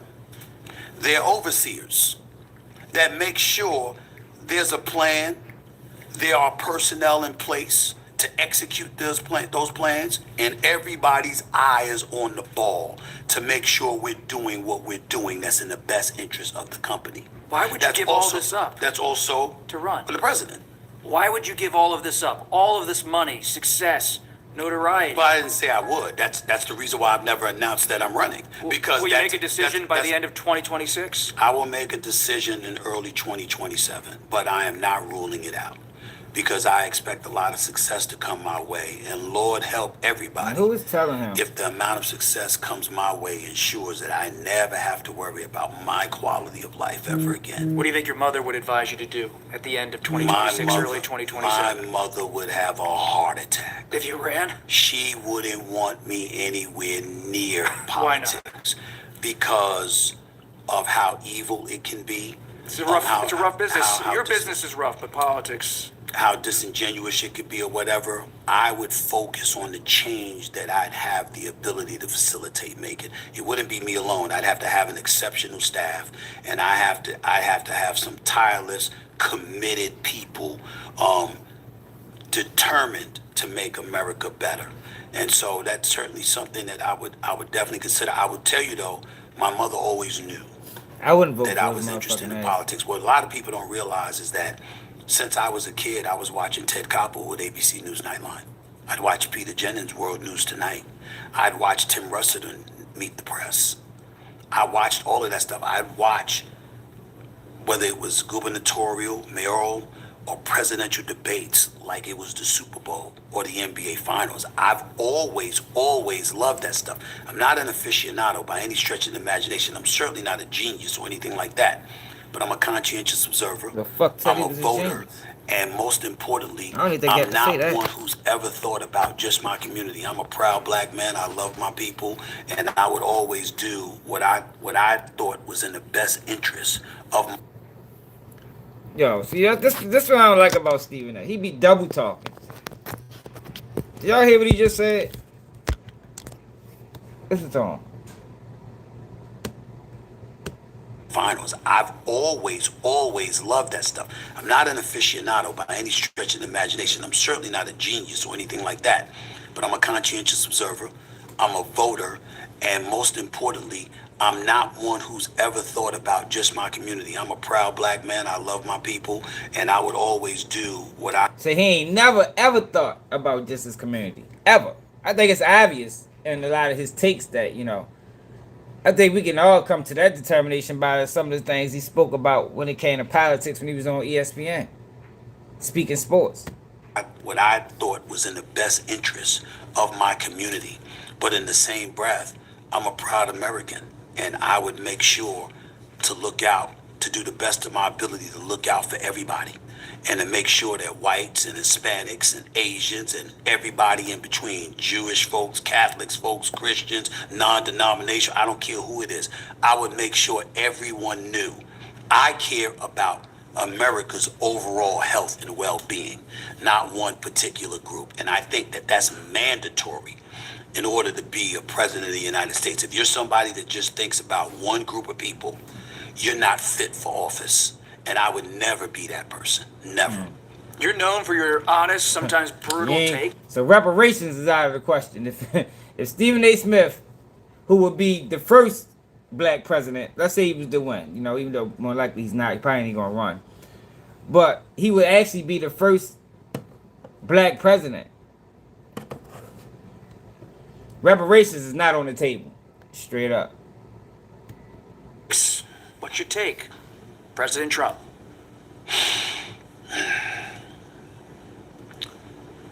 I think that I don't like what I'm seeing, but everything that he does is not wrong. The borders needed to be closed. He was right to do that, but only because Biden opened them. Had Biden followed Barack Obama's method and his plan and what he did in deporting even more people than Trump did in his first term, you wouldn't hear me saying that. But when you let anywhere from 12 to 15 million people cross the border illegally, swearing in our face, spitting in our face and telling us it's raining, figuratively speaking, by telling us there was no border crisis when clearly there was, Shit, you seen that emergency efforts were necessary.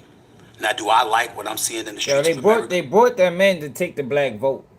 That's really what they did. And that goes back into what I was saying earlier about, you know, the Democrats and their policies. Like, they're never going to get back in office, yo, pushing this shit that we watched earlier. They're never going to get back in office. But they can trick people into voting them back in by saying we having a humanitarian crisis, and you know, injustice for one is injustice for all. You know those type of talking points and sayings that they're using to try to get black people on board with what's going on with ICE and the fight against immigration. You understand what I'm saying? But that's why the immigrants was brought in. They was actually brought in to take the black vote. That's why they was given so much. They was giving free health care. They was giving housing. They was giving food stamps. They was getting money. Like they was giving them motherfuckers everything and anything they can do to persuade them to vote. And in all actuality, all they really had to do was make good on their promises to black people. And that just goes to show you what's really going on when it come down to them. It's like, instead of y'all just finally, black people have been voting Democrat categorically, for what, 60 years now. I'm talking about religiously. And it finally got to a point where black people was like, you know what, man, we not ready to keep voting for them. They talk a real good game, but then they get in the office, don't do nothing. So instead of them saying, you know what, yeah, we right. You caught us. We've been stringing y'all along for however many years, lying, playing puppet, making it seem like we on y'all side, and we did nothing. So you know what? We're finally going to do some of the things that we said we did. We know there's an issue in the black community. We know there's an issue with systematic racism. We know there's an issue with the economics in y'all neighborhood. We know all of this, and we're going to make an attempt to fix it. Nope, that ain't what they did. They say, man, fuck y'all. We ready to bring a whole new class, and we gonna get them to vote for us. And that's crazy. That's bad, man. And the amount of people that don't realize that that's what they did still today, with everything that's going on, is crazy. In terms of ICE grabbing people up, snatching people off the streets, detaining folks, no, I do not. Do I like them saying, hey, we're going after the criminals, and come to find out, your definition of criminals is anybody who crossed the border illegally, as opposed to the impression you gave us that these was real bona fide criminals that was doing harm to American citizens. No, I don't like that either. And there would be some modifications that took place, but make no mistake about it, we wouldn't have a border crisis under my watch. Hell no. We wouldn't have this crime that exists in the streets of New York. You wouldn't hear about me saying defund the police. We ain't defunding any police. I'm calling 911 when there's a problem. I know you're calling 911 when there's a problem. I'll be damned if I'm going to have less police officers out there. There's going to be more. That's me. I would focus on a flourishing economy and making sure we did everything we could, because I believe when you have something to lose, you know how to behave. When you have something to lose, you know how to behave. That's true. If you have nothing, you have nothing to lose. And as a result, you're willing to tear down anything, even if it's America, because you feel betrayed by a country that's supposed to be looking out for you and positioning you to thrive instead of wallow in misery and suffering. So of course I would pay attention to the economy. I would pay attention to all of those things. But I think in the end, when I look to answer your question directly about President Trump, everything he does is not wrong. But a lot of things he's done is not right. I don't know about the tariff wars. Okay, I think ICE and their behavior is excessive. Yeah, that shit ain't gonna work, yo. More police is not fixing the community. I said that when Trump was sending the National Guard to DC and Memphis, and like, yo, that shit. And it was crazy the amount of people that was, look, I'm walking through the streets of DC. Ain't no people. We ain't had a murder in weeks, and it's like, bro, that shit is only gonna last for a certain amount of time. Once they leave, crime go back up, because the problem in the community is not about. It's not the people, yo. It's the economics. You fix the economics. You fix the the people are going to change over time. People adapt to their environment, so you got to focus on the environment first. You understand? We have a problem in America, at least when it comes down to the black community, where we blame the people for the crime that's going on in the community. We blame the people for the ills of the community, and it's not that, yo. It's the economics, yo. It's money not being managed correctly. It's stealing by democratic officials or just officials in general. You understand? So putting more police in these communities, yo, it was never going to solve anything. The crime might cease, while they're there, yeah, but as soon as they leave, just like in DC, just like in Memphis, Soon as they leave, because they can't stay forever, because at the end of the day, this is not their job. You know, they have other prior obligations. Soon as they leave, crime gonna go right back through the roof. So I never championed that ever. You know, it never was a means to an end. You understand? Are you looking out for small businesses in this country? That makes up a chunk of our economy. How much have you been padding your own damn wallets? How many deals overseas are you gonna make? We get these pledges. Where's the proof? Is the money coming? Is it really gonna stir the economy the way you say it will? Why hasn't the war in Russia, between Russia and Ukraine, been resolved yet? You said you resolved it on day one. That hasn't happened. So there's a lot to complain about when it comes to him. I just don't believe that the way to go about addressing it is denigrating and excoriating our commander-in-chief when he's the one that 77 million plus people voted for to represent the United States of America. I think it's counterproductive, and I think ultimately it works against us. You come out of a tradition of sportscasters going back to Howard Cosell. Do you think about him sometimes? And all the time, because I idolized him. The two people that I idolized most in the world of sports was Howard Cosell and Brian Gumbel. And one of the great, great blessings that I have in my life right now is that Brian Gumbel is one of the people I communicate with. Because whatever it is that I want to do, whatever it is that I have done, he was a strong, strong source of inspiration because of his brilliance and his versatility. Whatever it was in the world of broadcasting that you needed to be done, Brian Gumbel could do it. And he did it with the gold standard label attached to it. Yeah, see the Brian Gumbel. Brian Gumbel was the shit. So, Janelle Hill spoke out about this presidency bid, or whatever you want to call it. But if I'm the Democrats, given Stephen A's name recognition and his constant ability to attract audience, to speak in sound bites, to debate, because Stephen A on a debate stage, it will get real. Again, we have a president that is loose on the facts. And I know some of you are thinking like, but he's black. He's not going to be able to get away with the same things that Donald Trump is.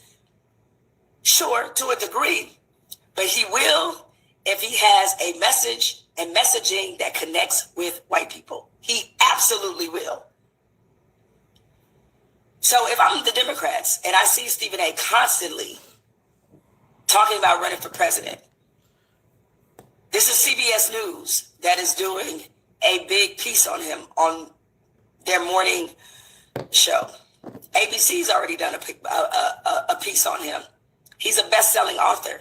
He's already got media wired. The Democrats need to take him seriously. He's a threat.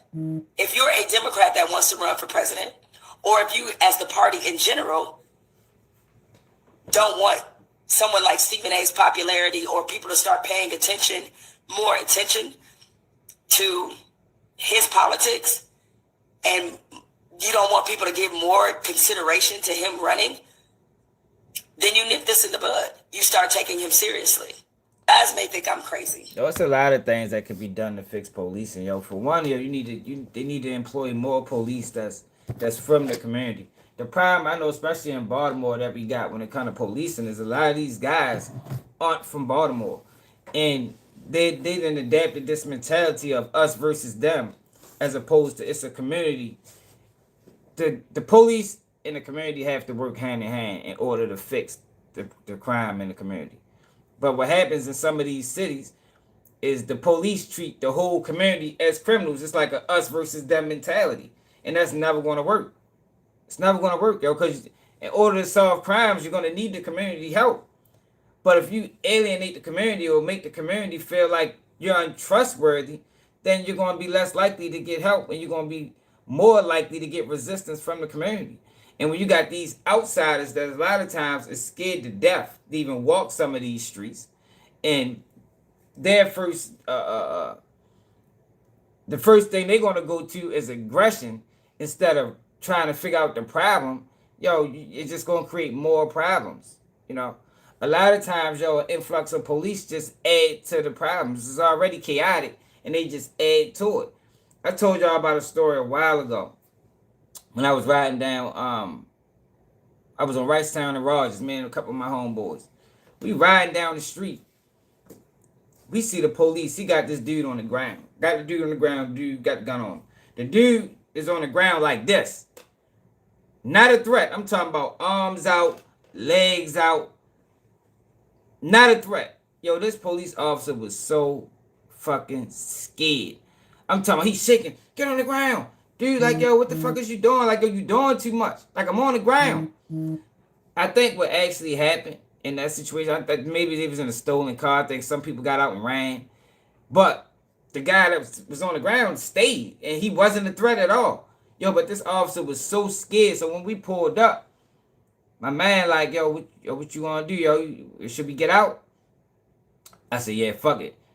We got out, and it kind of calmed the situation a little bit because it was people there witnessing the situation. Because I think if we wasn't there, he'd fuck around with a shot dude, man. Just off of fear. Not that he was a threat, because like I said, what threat are you? Are you on the ground, stomach to the ground, arms out, legs spread? Yo, you're not a threat to nobody. So when the other police pulled up, he's still hysterical. They go that way, they went that way, they went that way. Still got the gun on the nigga. Nigga like, yo, you is geeking, bro. Like, yo, you ain't. Basically, I gave up, I submitted. You could put the cuffs on him and, the situation would be squashed. But this guy was so scared, and I think the fear comes from one, the violence in the city, and from two, you don't truly understand the dynamics of the city or even the people that you're there to police. You understand?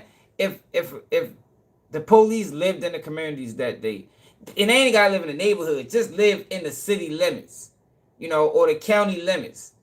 If they lived in them limits and they had an opportunity to see some of these people when they aren't working, you understand? You would know who's the threats, who's out here committing crimes versus who out here just trying to make a couple of dollars and stay out the way. Who's the problems, who's out here robbing versus who just outside because they live around the neighborhood and they off that day. And, they work 24, they work for the most part, but they off that day and they just outside chilling. I think that's the issue, man. And I think that can be fixed if they want to fix it, but I don't think they're really interested in fixing it, yo, because we know that policing and jail and prison is a cash cow in the United States. So a lot of it is just rhetoric and talking points. They don't really want to get none of that shit in order. Yo, but their funerals. The daughter of Robert or Roberta, we don't know who he was that day, spoke out about the shooting that happened at the ice rink. Pay for. And if you want to help, there's a GoFundMe page set up to help this family shattered tonight, just 24 hours after the gunfire. NBC 10's Molly Levine picks up that part of the story. She's in North Providence. Molly? No, I'm glad you said that. UFO, man, whatever, magnet. Yo, black people don't portray themselves as scary. The media portrays black people as scary. It's a difference. It's the media, man. Yo, the media can portray any group of people however they want to portray them. If I was to highlight, like in September, y'all, I get people that was here. I did 18 days of white on white crime. What if I did that? Or what if I had 1 million followers and I did that shit for 18 years? 18 years focused on white crime, or Hispanic on Hispanic crime, or Asian on Asian crime. I just did that for 18 years straight. I get 100 million people that watch me every year. Eventually, I'm gonna create the perception in some people's mind that, yo, these people are dangerous and they're not to be trusted. Even if that's not the real overall of this community. I can make you believe that just by never showing you nothing positive. Or I'm showing you 90% negative and 10% positive. The negative always going to go further than the positive anyway. Like I say, lies spread faster than the truth. So I could convince you that these people aren't to be trusted, y'all. Like I always say when it comes down to people that say, You gotta worry about your home first. Yeah, that's true, yo. I can worry about my kids. I can raise my kids the right way. But if the perception of black teens in America is dangerous and ruthless and vicious and super predators, like Hillary Clinton said, then when my kids go outside, they still gonna get treated that way, no matter how good I raise them. You understand what I'm saying? Media is what is the role is what turned people against the black community. It's not actually the things that was going on. Now things have happened. Yeah, but black people aren't more violent than any other group of people. If you go to the FBI most wanted list right now, you ain't gonna see too many black faces on there. If you look at some of the most atrocious crimes that have been done in America, most of them won't be done by black people. You understand what I'm saying? Gina, Amanda tells me that her father struggled with mental health issues for his entire adult life. She says that he had been living in Maine, but it really wasn't unusual for him to show up at his son's hockey games here in Rhode Island. He shows up to Collins games often, so I wasn't terribly surprised. The daughter of the suspected shooter who opened fire in the stands at the Dennis The daughter know he got mental health problems. Lynch Arena Monday, describing the moments before her family's lives changed forever. He actually walked up to us while we were sitting in the stand, and then I looked at him, and he turned around and walked away. Later, shots rang out. Fans took cover and players skated off the ice. Amanda says the shooter was a father of 6, and the victims were all family members. His ex-wife... Yo, that man got 6 kids, man, and decided to become a woman. Wow, that's crazy.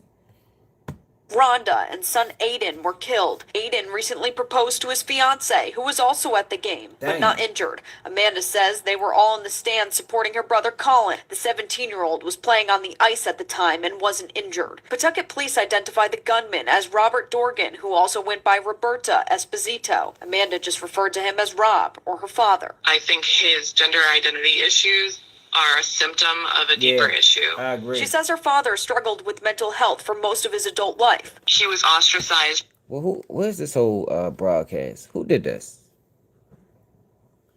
Daughter of suspect.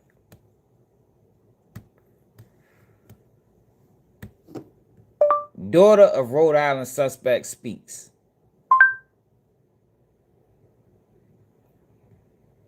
All right, here we go. There are funerals to pay for, and if you want to help, there's a GoFundMe page set up to help this family shattered tonight, just 24 hours after the gunfire. NBC They're says trying to Molly kill a Levine whole family down picks up there. that part of the story. She's in North Providence. Molly?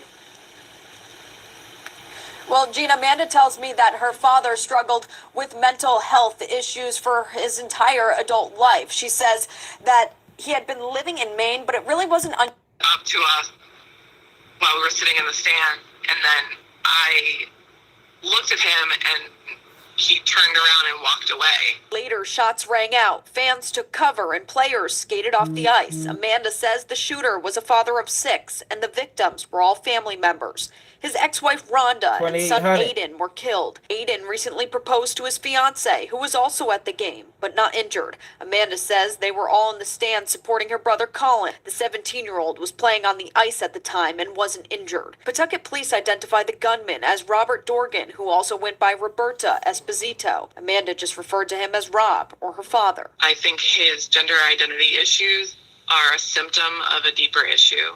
She says her father struggled with mental health for most of his adult life. That's crazy He was how ostracized. that's crazy how his daughter can recognize that. But America is trying to tell us, no, that's not what it is. No, this is perfectly normal. His own daughter saying that shit ain't normal, man. She says her father struggled with mental health for most of his adult life. He was ostracized from the family because he had a long history of violence and abuse. But as for the motive Monday, there was no boiling point, there was no tipping point, there was no signs. No, he's always had a very bizarre way about him. She says the focus is now on her surviving siblings, Ava, a hardworking nursing student, and Colin, a high school senior, launching this GoFundMe in hopes to support them financially. But Ava and Colin have a long road ahead of them. Their grandparents were also impacted by this.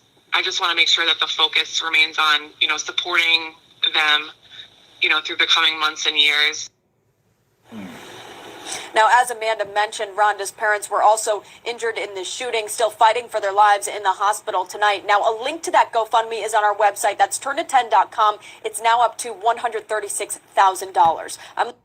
That shit crazy. Go try to take down the whole family out. Yo, y'all, so y'all know I've been on this guy Hills right here. You need to walk out of. Yo, this is ridiculous. Look at this nigga. This is per Paul Bird song, yo. Yo, I don't support this movement. I didn't support it when he was saying he was a Black Panther. Now he's supposed to be a Black Lion, and they fully back our brothers and sisters, our brown brothers and sisters, that's what he said. And yo, look, what is this, yo? Like, this is ineffective. How many more years in America are we gonna have these groups that pop up and their sole focus is fighting against the police? Yo, as Black people in America, yo, we have been fighting against the police, yo, for at least 100 years. At the very least, 100 years. I don't think that's a fight we can win. Yo, I would much rather, if we was to have a real organic, like, Black revolutionary group that's, their core focus is the systematic issues that's going on in the Black community. I think, I think their service is much more needed, or I think we can go much further tackling propaganda. How Black people are viewed to the world. I think that right there, if we was to be able to show the world, us in a more favorable light over a period of time, I think that would serve us much better than this right here. This is getting us nowhere. Like, what is his goal? What is he trying to accomplish with this fucking AR-15? He ain't ready to shoot that cop. And then that's another thing, they try to talk people into getting slaughtered.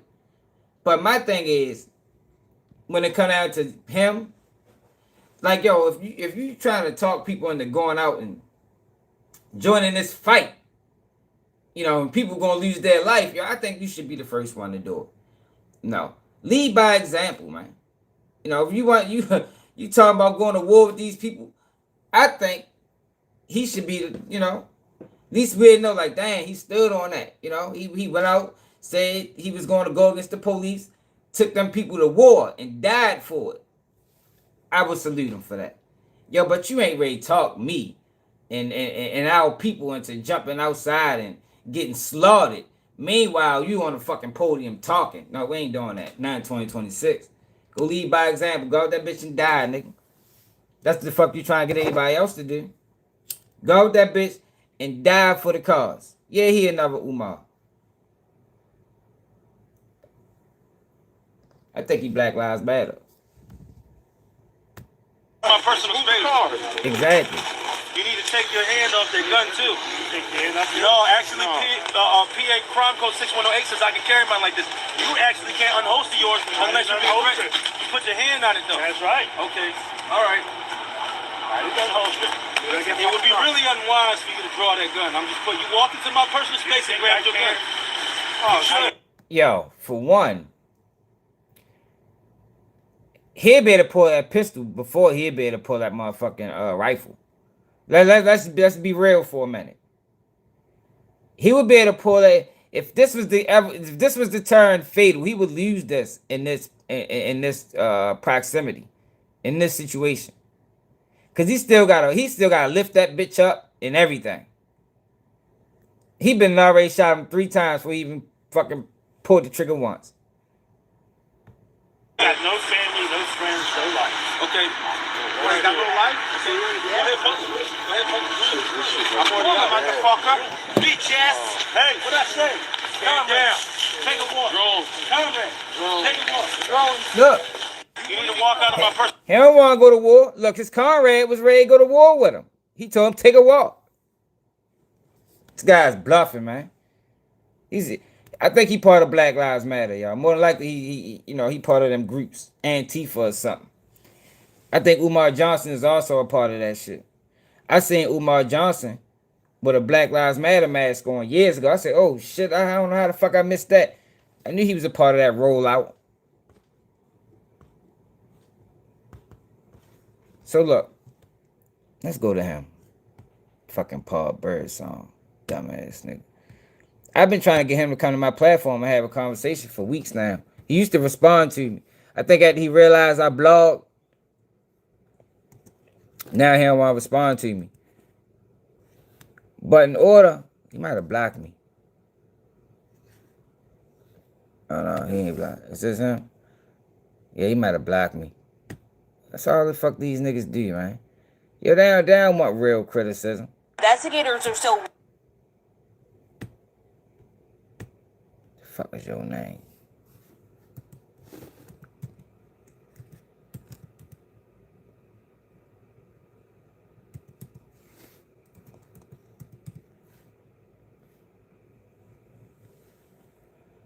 This nigga blocked me. He a bitch. Bitch ass niggas. Why all he do that? That's one thing I can say about my son. I've been on his heels for years and he ain't blocked me yet. See to my son, yo. At least for not blocking Keep It G News, man. Hold on, y'all. Let me make sure.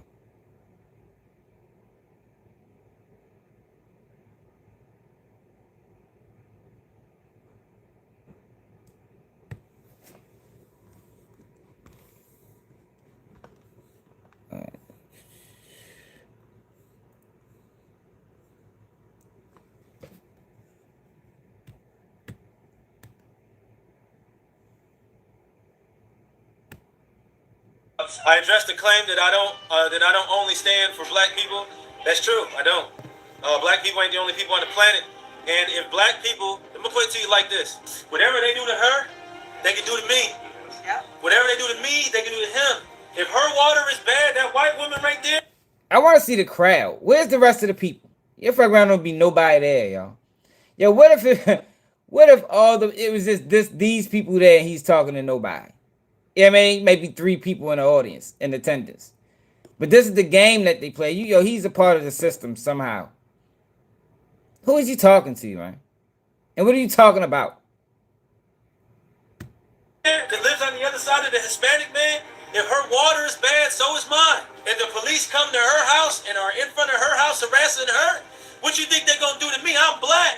And in the United States, I'm at the lowest moral standing in the United States. I'm 2/3 a human. How you think they're gonna treat me if they do that to her? Then if they do it to your neighbor, they can do it to you too. And so if you allow it to happen to your neighbor, you're allowing it to happen to yourself too. Do you get what I'm saying to you? Do you see how they shooting white people now? You think they're not gonna shoot you? Are you that dumb? Everybody who's black, put your hand in the air. Are you dumb enough to think if they shoot a white person, they're not gonna shoot you? No. So what the fuck is the problem with us standing together? It's unify or die at this point. If you don't believe that, you're dumb. Or you don't have a TV or a phone. A black man just got taken from his 2 children by ICE in LA. So, excuse my friend, they're killing niggas too. You still think we don't need to fight them? You still think we don't need to protect ourselves against them? You think my reaction was too harsh? Do you think it was too harsh when they put bullets in that man and took him from his family? I addressed the claim that I covered that situation. And that situation is more he ain't provide no context to it. I forgot what actually happened, but it ain't just ICE killed the black man. Let me make sure he blocked. See if he blocked me or not. Sure the fuck he did. Look. Look at the flag he got. Black Lives Matter. With a red bandana I'm telling you, he's a part of Black Lives Matter, y'all. I told y'all a while ago. People was on to the play. He looked like he might be gay. But people was on to the play. So in order to try to still, push the same line, but get black people on board, we're going to come out with this guy. That's why social media was scraped. I mean, that's why he been on Instagram for 5 years, but his post only go back for 2. Because he was probably posting shit like this previously. Trying to see if he got me blocked. I think he do, man, because I can't find him.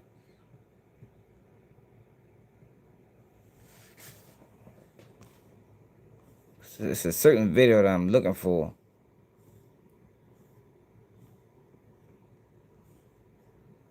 Oh.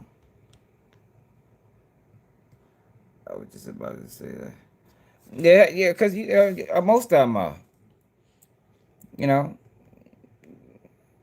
Black Lives Matter is the gay movement, man. That's what it was. That's what it is. Hold on, I think I sent my man one of your videos a while ago. Yo, these niggas be blocking niggas and shit. Yo, these niggas be weird as a motherfucker. Like, they don't want no criticism. How you gonna be a spokesman for the community, but you don't even want to hear from the community? That's crazy.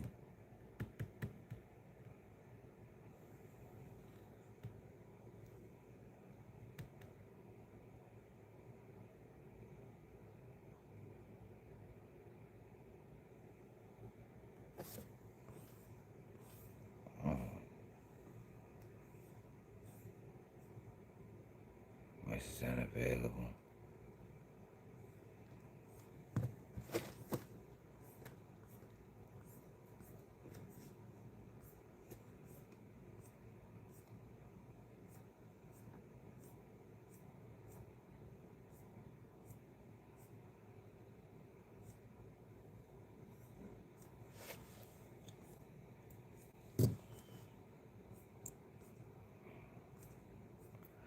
Pretty sure he blocked me.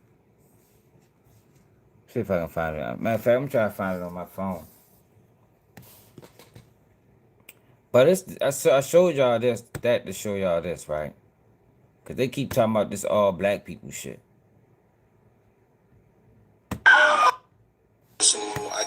Look at this.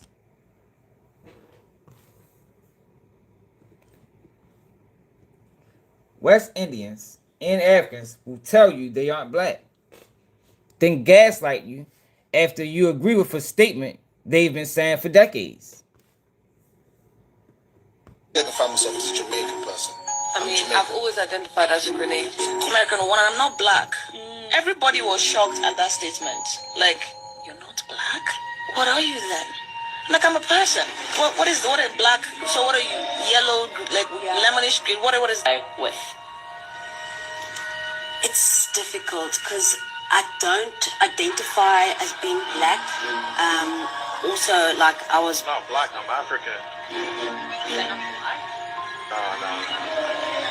It's a big difference. I came in a plane, they came in chains. I'm passenger in their cargo. And I was 17 to go to college. So I will start off with the fact that I never really saw myself as a black person growing up. I still don't, of course, it's something else. I'm not black. This is black. I'm not black. I'm not African either. I live in Africa. I'm Somali. I speak Somali. This is my flag. I don't like this. Like, why are you telling me I have to do this because I'm black when it's been already pointed out that I'm Haitian? Why do I now have to submit to this idea of being black? That makes absolutely no sense to me. And that's what you don't get. A lot of people are...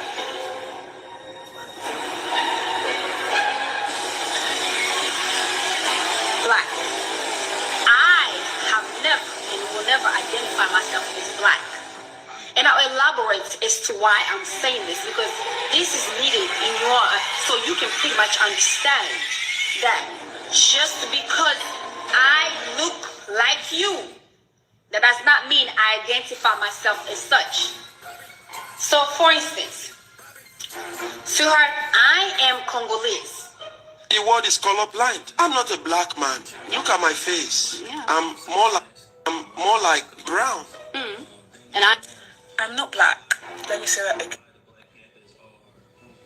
person who identify myself as a Jamaican person. I mean, I've always identified as a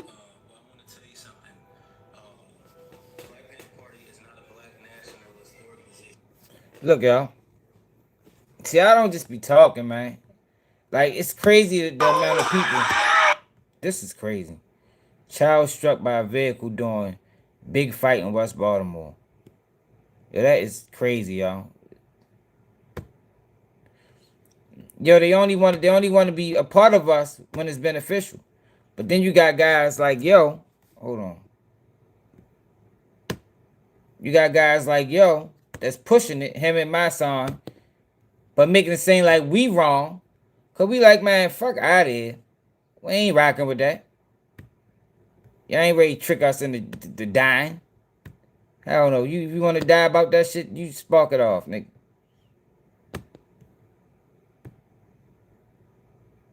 Fighting for self-defense. I want to address a couple things.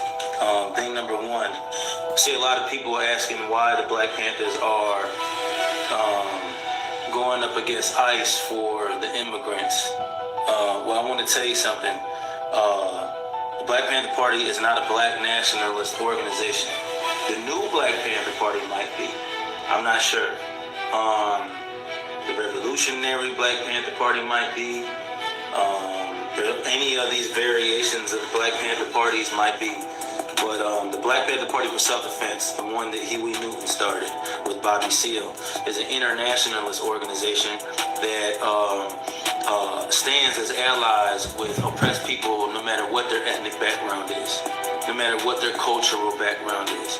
So just like my predecessors stood up against the United States of America's imperialist regime with Vietnam, to stop the Vietnam War. I don't know if you know your history, you know the Black Panther Party was strictly opposed to the Vietnam War. We had the Rainbow Coalition with all different ethnic groups coming together and fighting against the regime together. That's what we stand for, all power to the people. We're not racist. The very ideology of racism in and of itself is not intellectual, being that there's only one race on the planet, and it's the human race. We have different ethnic backgrounds, you know what I'm saying? We have different cultural backgrounds, different skin colors, different languages and ideologies, but we're all part of one human race, you know what I'm saying? So, racism is in and of itself irrational, illogical, is unsensible, just doesn't make any sense. No intelligent person would embrace the ideologies of racism. So we're not a nationalist group, we're an international group. And then another thing, I got people from my past, like this one elderly man, I'm not gonna say his name, but they like to troll me, try to call me fake gangster, fake this, fake that from my past. Yeah, he blocked me, y'all. Yeah, he got me blocked. Fucking bitch. He'll block me. Hey, niggas weird as shit, yo. Alright, I'll get stick out my screen, weird ass nigga. Instead of having the and see, this is the thing that be getting me with these dudes, yo, because y'all pro-black, I'm pro-black too, right? So if you pro-black, I'm pro-black, we should be able to have an intelligent pro-black conversation. We should be able to have a conversation that pushes the culture forward. Yeah, but why we can't? Why is it that you want? I mean, it don't make sense. So Umar Johnson blocked me too. Why would you rather block a person who might be on the same side as you? You'd rather block that person as opposed to having a conversation with that person. Trapper, what it is. What it is, they know that rhetoric that they talk, that shit won't fly with me. Because I am independent. You know what I mean? I'm not saying I'm independent, but really got motherfucking 25 people's hands in my pocket. And I'm pushing a message that I don't believe or pushing a message that's not beneficial.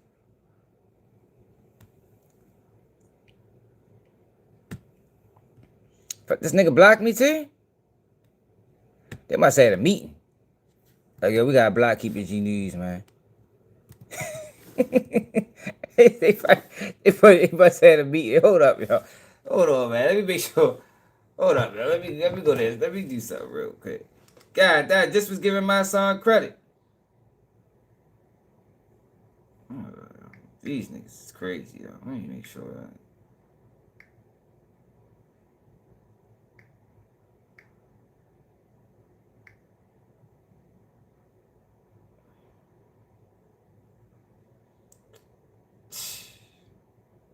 Yeah, my son got me blocked too, y'all. Golly, yo. This is crazy, yo. Mm-mm-mm.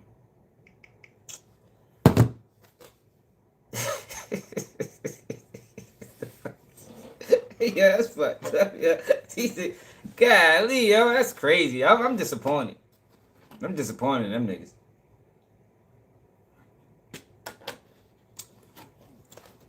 Mm-mm-mm. Yeah, they fucking with me, yo. But why though? That's what I'm saying. If we pro black. Like, why would you want to block somebody that could be could help further your cause? You feel me? Like, yeah, I think I am the most blocked YouTuber. Like, I really think I am. So many of these niggas got me blocked. So now we got the Paul Bird song nigga on there. My son. I'm blocked on Instagram by It's On Site. Trenches News got me blocked out of his chat. DJ Academics got me blocked out of his chat. Seti Nash got me blocked out of his chat. Ratchet TV. I don't understand. I don't be trolling. I could see if I was a troll. Ain't nobody got time. I'd be dead serious. Like, what the fuck is, like, who else? I'm sure there's some others out here, man. I might be blocked out some. And the crazy thing about it is, especially them YouTube niggas, I don't even watch them niggas for them niggas to be blocking me for real. Like, that's crazy. My son a fuck boy. I'm on his ass now. I just gave your bitch ass credit for being able to take the criticism. But nope. He just like them other niggas.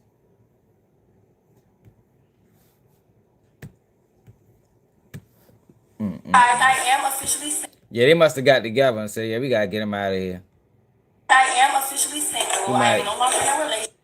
He might sway public opinion on my page. That's fucked up, y'all. I don't like that.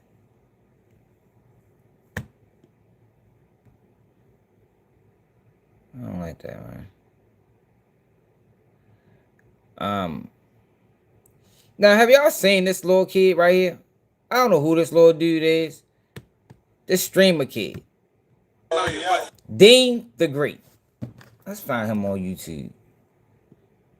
This little nigga. Dean the Great. Do you have a YouTube page?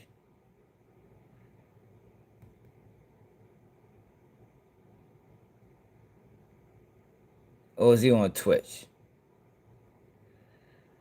So first, he gets knocked out. Like, he's out here getting knocked out for views, y'all. Like, yo, this is the world we living in. Yo, he is out here getting knocked out for views. Like, yo, what's wrong with people, man? And why, like, I would never post something like this, right? Without providing context.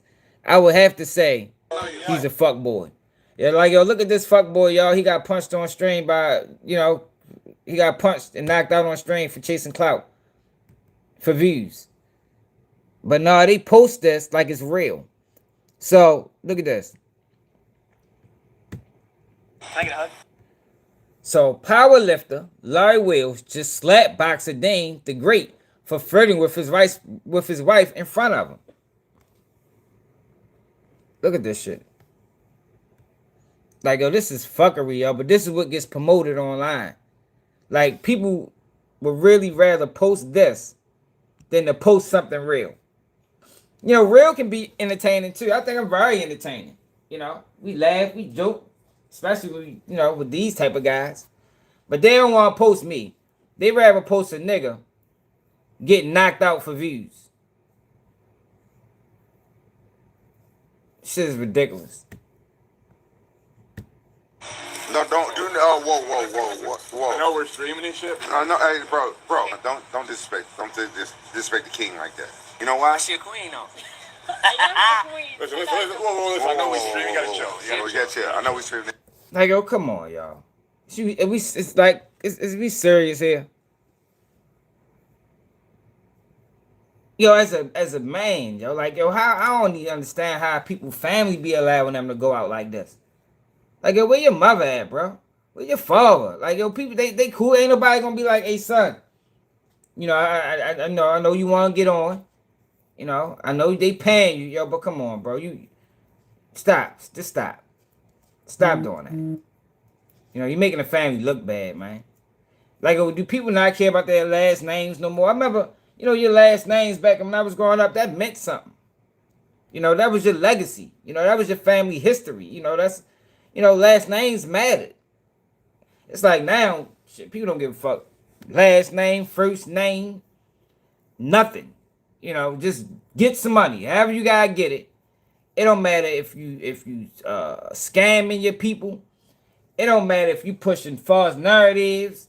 It don't matter if you disrespecting yourself or others. Just get some money. Nah, yo, this is goofy. Hey, Honey will liquor, nigga. I know we streaming, but Honey is.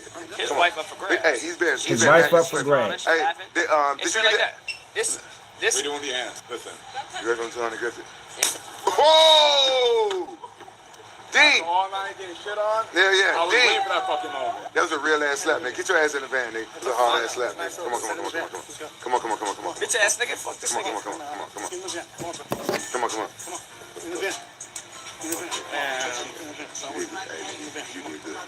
Hey, fuck that shit. Come on. Can I get a hug? No. Who paying him to do this? That's the question I be having for these people that participate in it. What corporation is behind the payment of these black men? What corporation is behind them? So look, I knew that was fake, but he does it again. I don't like your ass. Like, yo, that's really gonna be your claim to fame, bro. Your claim to fame is gonna be getting the shit slapped out you. That shit is crazy. Don't like your fucking I don't like you at all, though. Yeah, straight up. Yeah. Straight up. What? I said straight up. Are you the guy that got slapped on video? I did, but I'll slap the shit out you, though. I'm going to show you the inside of the house. I'll make you another clip. Don't do that. Seriously? Don't do that. Alright. Come on, Kev. Come on. No. I don't like your attitude. Come on now, don't like your fucking I don't like you at all, though. Yeah. Straight up. Yeah. Straight up. What? I said straight up. Are you the guy that got slapped on video? I did, but I'll slap the shit out you, though. I'm going to show you the inside of the house. I'll make you another clip. Don't do that. Seriously? Don't do that. Yo, the man hit him with an elbow, yo. Like, yo, come on now. Come on, shorty. You are a disgrace to the black community, bro. For real. Dude, this is the type of stuff I be talking about. If the Black Lions Party want to fight something, you need to be fighting against this shit. I mean, fight against this, man. Fight against the sexualization, the over-sexualization of black women. Like, yo, come on now, man. This guy is a fucking cornball. And niggas is sharing, yo, all over the place. All over the place. Meanwhile, we got stuff like this going on. Real issues. Meanwhile, we got stuff like I just showed I y'all. am officially single. What's going on in Baltimore? We got a drug deal gone bad and multiple people shot, one dead. You got a shooting inside of a fucking bar lounge with a adult bar lounge. Like, we ain't even talking about no young kid. We talking about 30 and over for the most part that go to Malbus. Then he gonna die off, fade off. I just showed y'all this situation right here.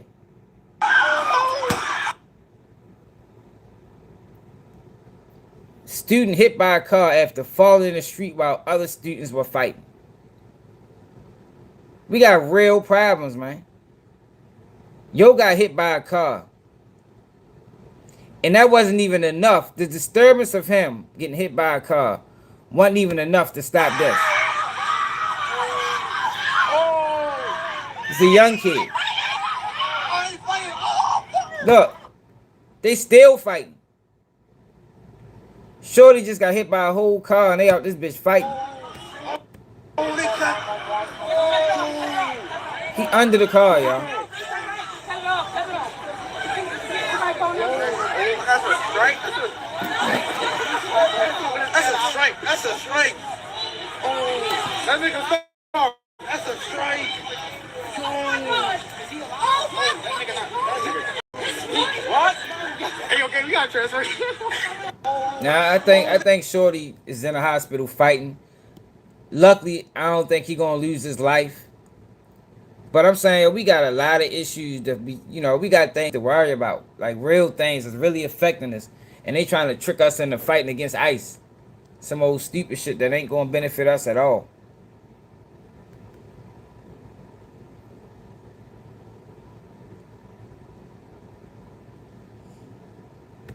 Let me see if I can find that. Shooting at Malbus.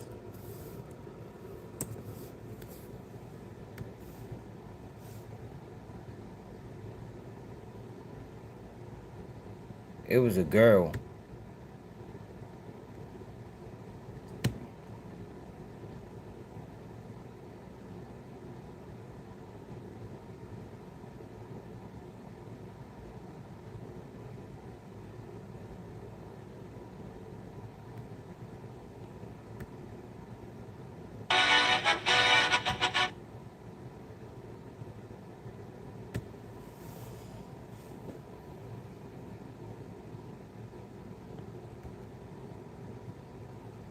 I can't find the video. Watch I find it soon. I am officially. Yo, so did y'all raw dope? What it do? Hillary Clinton interview. Hillary Clinton does an interview. And it's crazy she doing interviews, because I think she supposed to be testifying in front of Congress in the next week or so. Her The former U.S. presidential candidate Hillary Clinton says she believes Andrew Mousebatten Windsor and anyone with any information about the late sex offender Jeffrey Epstein should testify before Congress. In a BBC interview, Mrs. Clinton also said she and her husband, Bill Clinton, want their forthcoming testimony about Epstein to be public. The couple had previously refused to testify to the Epstein inquiry and were threatened with contempt proceedings. Former President Bill Clinton appears several times in the Epstein files that were released by the U.S. Justice Department last month. Mr. Clinton knew Epstein but has denied having any knowledge he was a sex offender and says he cut off contact with him 2 decades ago. Bill Clinton will appear in Congress for a deposition on the 27th of February, and Hillary Clinton is set to appear the day before. Our Europe correspondent Jessica Parker sat down with Mrs. Clinton. Hillary Clinton, thank you for talking to BBC News.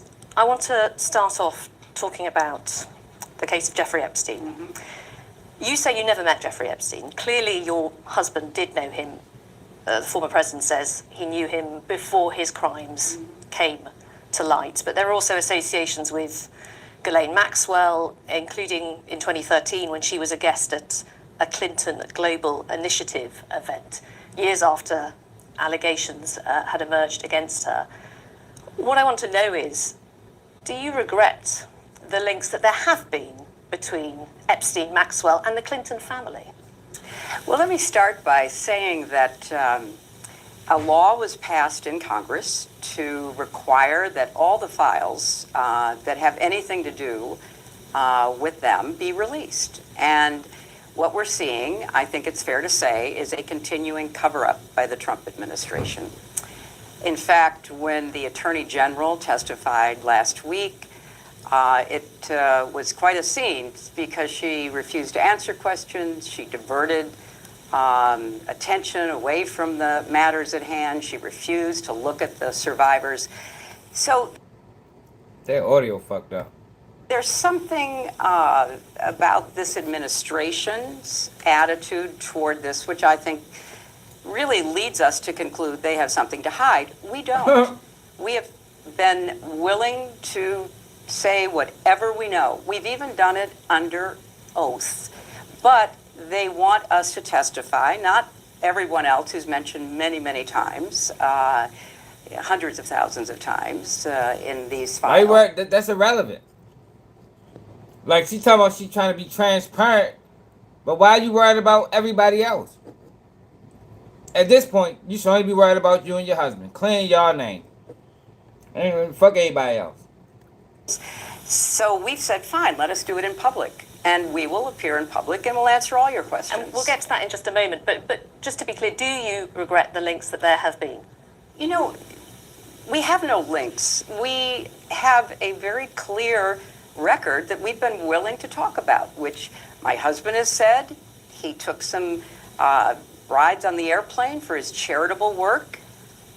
I don't recall ever meeting him. Did you ever meet Ghislaine Maxwell? I did on a few occasions, and thousands of people go to the Clinton Global Initiative. So it to me is not something that is really at the heart of what this matter is about.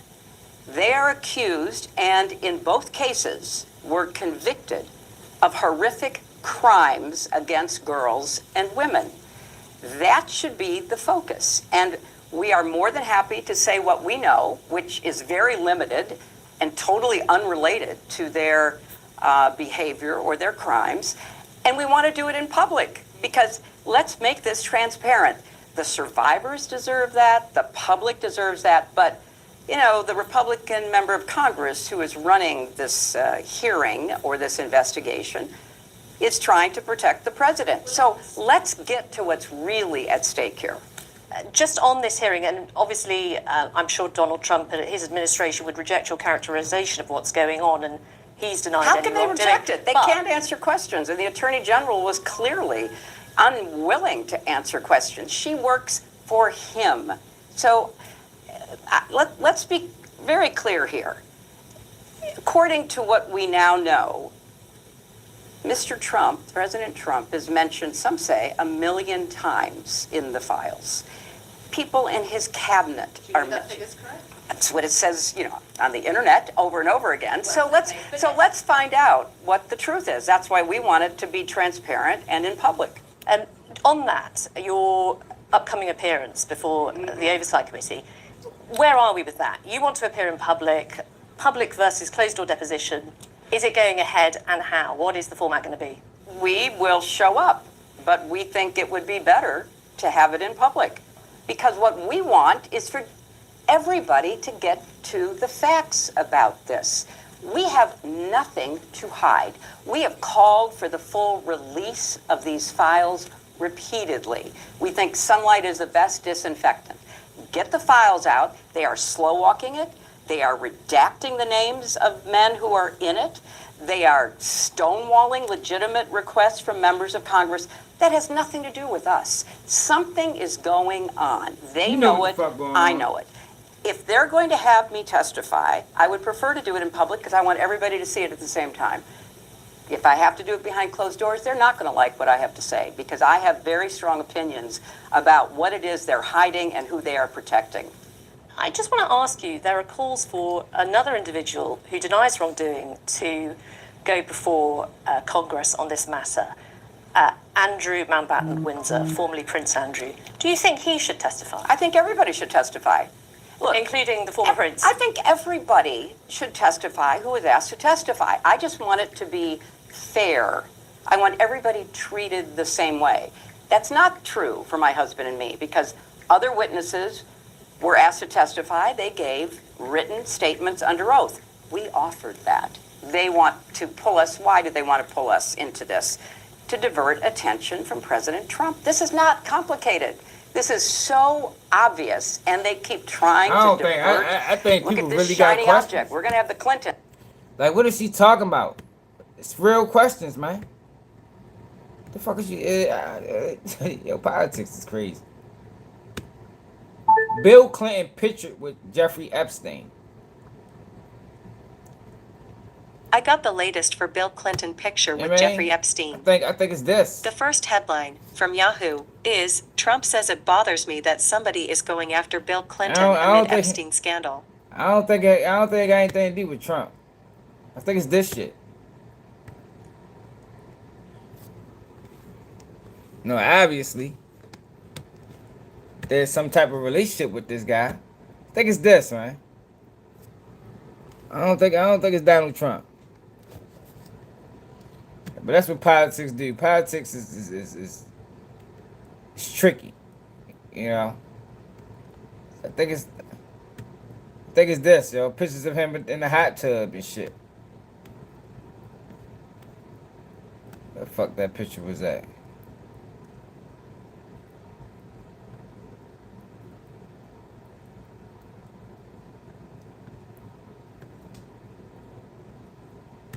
I think these are the reasons they want to talk to her and her husband. I don't really necessarily believe it's Trump. Divert attention from President Trump. This is not complicated. This is so obvious, and they keep trying to divert. Look at this shiny object. We're going to have the Clintons, even Hillary Clinton, who never met the guy. We're going to have her there. Let's focus on what's really happening here. You have an attorney general and a Justice Department attempting to hide information that should be made public. I just want to ask you, though, because as many people have said, being in the Epstein files does not mean that you've done anything wrong. But speaking for yourself and for your family, what was your reaction when you saw some of the material that has been released? I'm thinking, for example, of images of your husband apparently in a hot tub in a swimming pool on Epstein's plane. What was your reaction to that? And do you know the context surrounding some of those images? Absolutely. And it wasn't a hot tub on a plane. It was one of the stops they made to look at philanthropic and charitable work that my husband has done, saving literally millions of lives around the world. It turned out that was done long before there was any public awareness and certainly any conviction of any crime by Jeffrey Epstein. So it was a short period of time that was in pursuit of charitable philanthropic work. A lot of people were traveling at the same time. Many staff members, guests, other supporters of the foundation. If Bill and I had a penny for every person we've taken pictures with, we would be extremely rich today. Let's move on to what we're seeing. You've just come from the Munich Security Conference, and a lot of people are talking about the idea of a new world order. I'm interested in your thoughts. In terms of transatlantic relations between Europe and the United States, do you think they have permanently shifted, that there is no going back to the way things were before? Well, I think time will tell whether we are going to support the rule of law, support the strong alliances that were forged through and after World War II, create an area of peace and security in the transatlantic or not. And as I said in Munich, I think that comes down to whether or not the people in America turn out, Donald Trump and Republicans, who are more concerned about Putin than they are about democracy, and whether Europe stands against efforts to undermine the ties amongst European nations in favor of the rule of law, in favor of peace and security, and against Putin. So I'm hoping that the answers are the right answers. I'm hoping that people in Europe and people in the United States will stand up for universal values that have actually protected our peace and security now for more than 80 years. When you look at the United States, would you still say it is a country that can be seen as the leader of the free world? Well, it appears that Donald Trump... A lot of bullshit be going on under the disguise of philanthropy. You know what I mean? They use that word a lot, man, to justify, being in these foreign places. They don't tell us what's really going on behind closed doors. Wants to be the leader, but not necessarily of a free world. He is very enamored of Vladimir Putin, who is a dictator, brutal He's also criticized him dictator. at times. Donald Trump has never criticized Putin. You can go He's back. handling of No, you can go back and look, because many of us have done it, looking for one moment. He said, come on, he needs to solve this. He needs to. And what do we now hear? That he and Putin want to profit off the death and misery of the Ukrainian people. So is that a leader? Well, I suppose if you count it in terms of military power, we are still the leader, but are we the leader in values? Are we the leader in bringing people together? Are we the leader in trying to create hope and opportunity? I think that's an open question. But Donald Trump's pressure has led, for example, to Europe spending more on defense, including here in Germany, which is something Americans have wanted for a long time. So would you actually count that as a success? Well, there was a lot of pressure on the Europeans from previous presidents, and including in Trump's first term. And I think the real credit for that goes to Vladimir Putin. I think Vladimir Putin's aggressive behavior, starting with Georgia, Crimea, and then the full-scale invasion of Ukraine, has woken up the Europeans, unlike anything anybody else could ever tell them.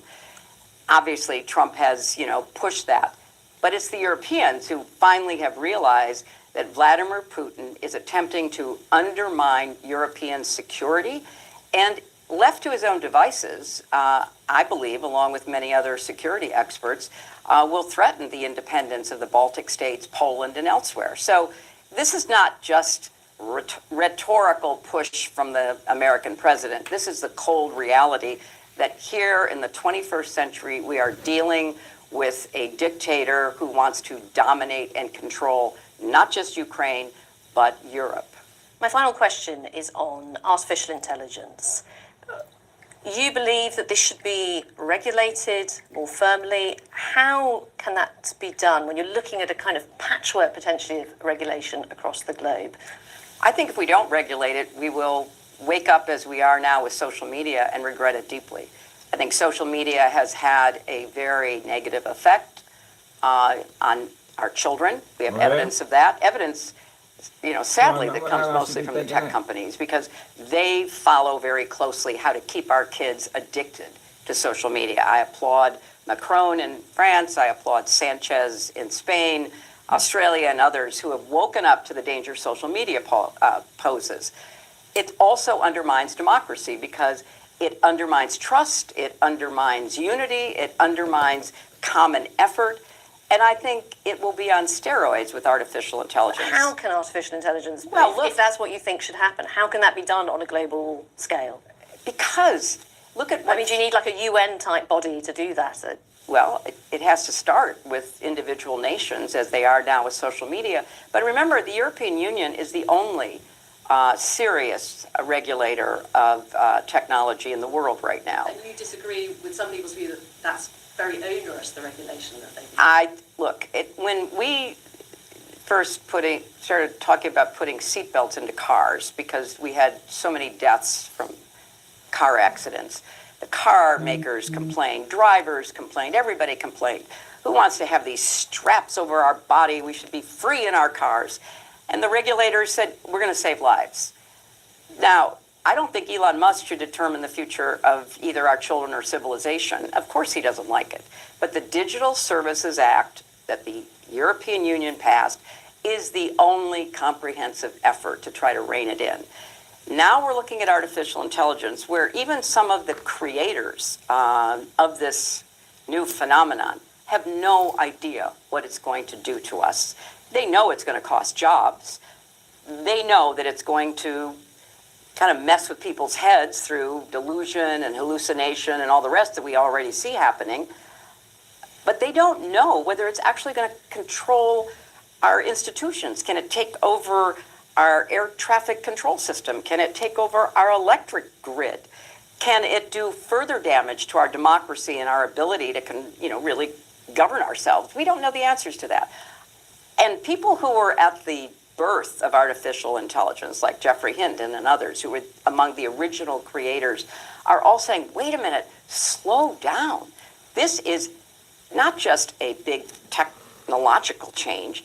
This is an existential change in how human beings are going to be treated and treat each other and what's going to happen to us. So I think it's a terrible example of negligence not to try to get into it and understand it better and require the tech companies to help us figure out what is the best way to make sure that the worst of artificial intelligence doesn't happen. Hey everybody, Walton Goggins here, starting a business. Well, let's talk about all the deaths that been surrounded by the motherfucking Clintons.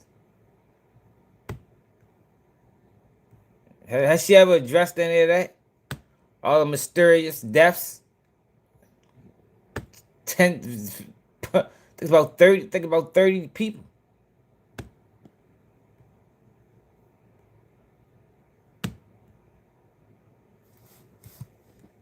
I don't think she ever did she ever do an interview with? Are they gonna ask her that shit in Congress?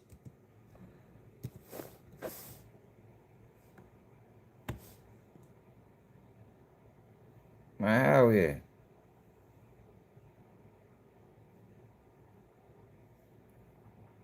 So they did a crime. They did a video on Epstein I wanted to watch. Killer case. Rich lawyer murders cheating girlfriend. That's a hell of a title.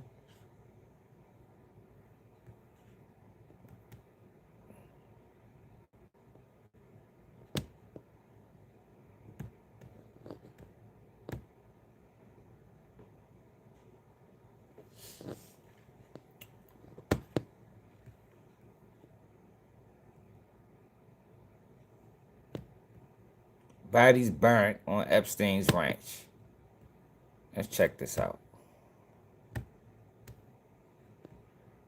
Now, I think Law and Crime Network is trying their hardest to make it seem like, the rumors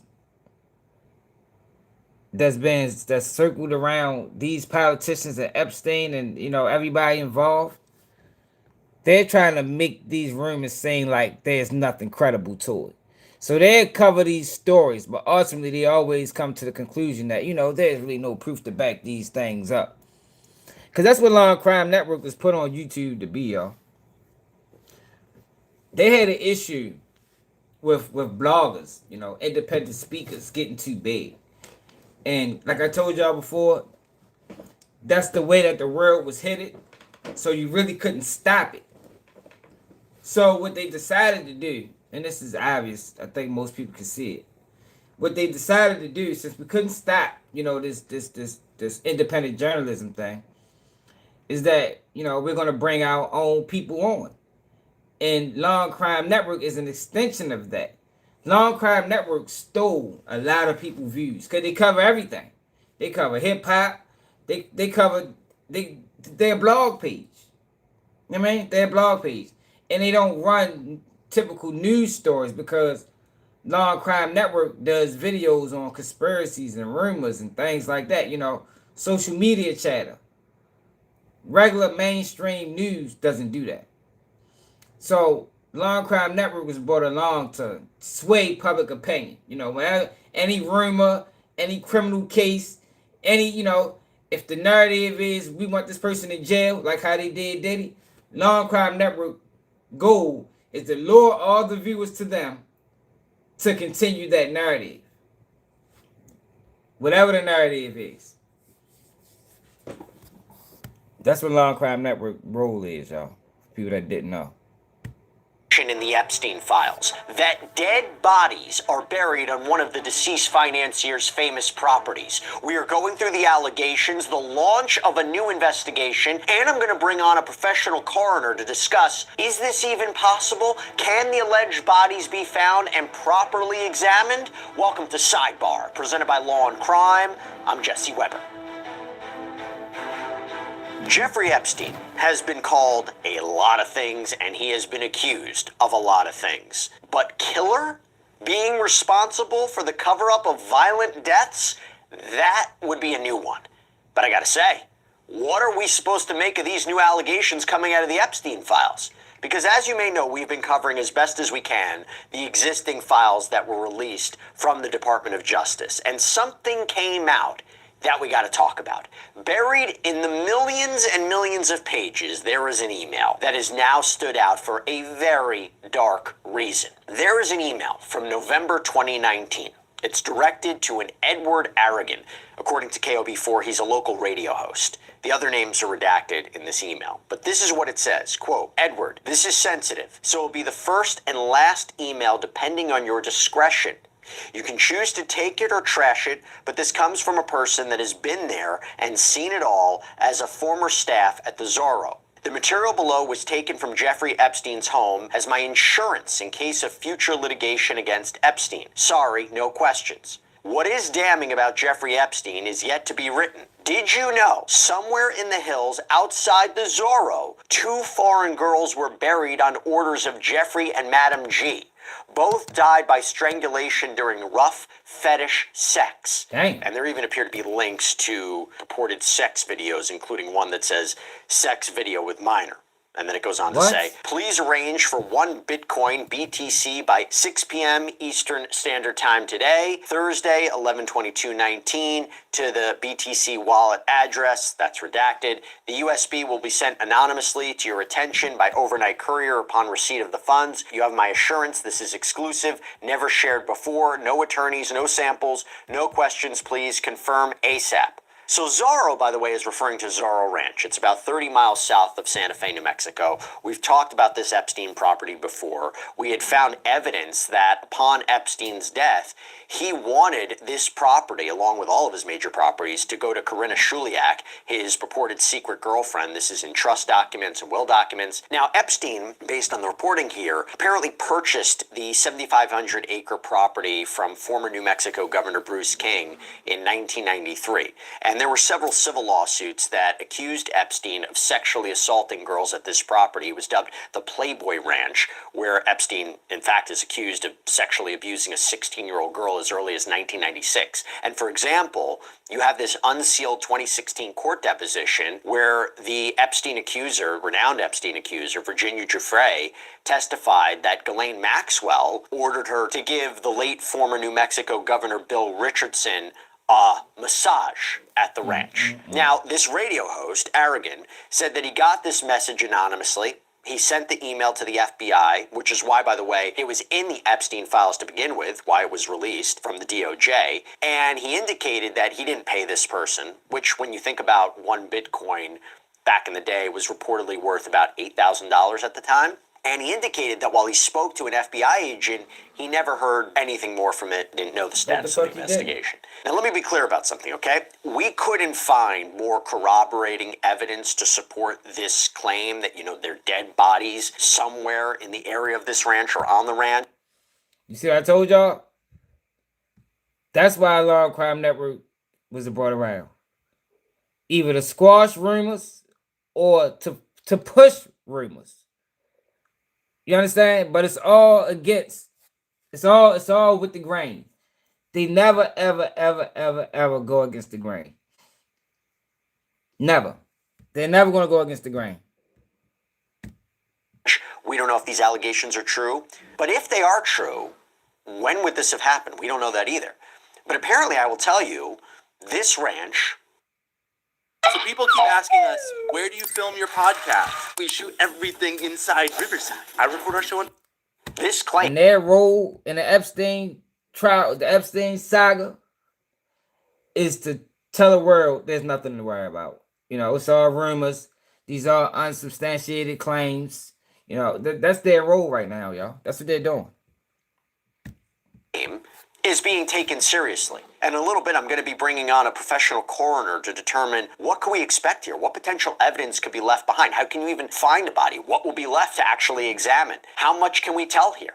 But the reason that we're even bringing a coroner on and talking about this is because this claim is getting serious attention. You have New Mexico's Land Commissioner, Stephanie Garcia Richard, who sent a letter to the New Mexico Department of Justice and the U.S. Attorney's Office requesting a full investigation. According to KOB4, Epstein had apparently leased land around this ranch from the state land office, did it through a company called Cypress Inc., but Garcia Richard ended that lease in light of what happened with Epstein. And in a further escalation, the Chief Deputy Attorney General, James Grayson, said the Department of Justice is taking these allegations seriously, only has so much information right now to go forward with because they're working to try to get the original documents to try to verify these accusations. Grayson saying, quote, "As we understand it, the allegations appear to be unsubstantiated and stem from an anonymous individual referencing events that purportedly occurred more than 6 years ago. We will work to obtain the original unredacted emails and any underlying files, as access to complete and authentic materials is critical to our assessment and planning. These circumstances raise significant concerns regarding the reliability, authenticity, and credibility of the claims.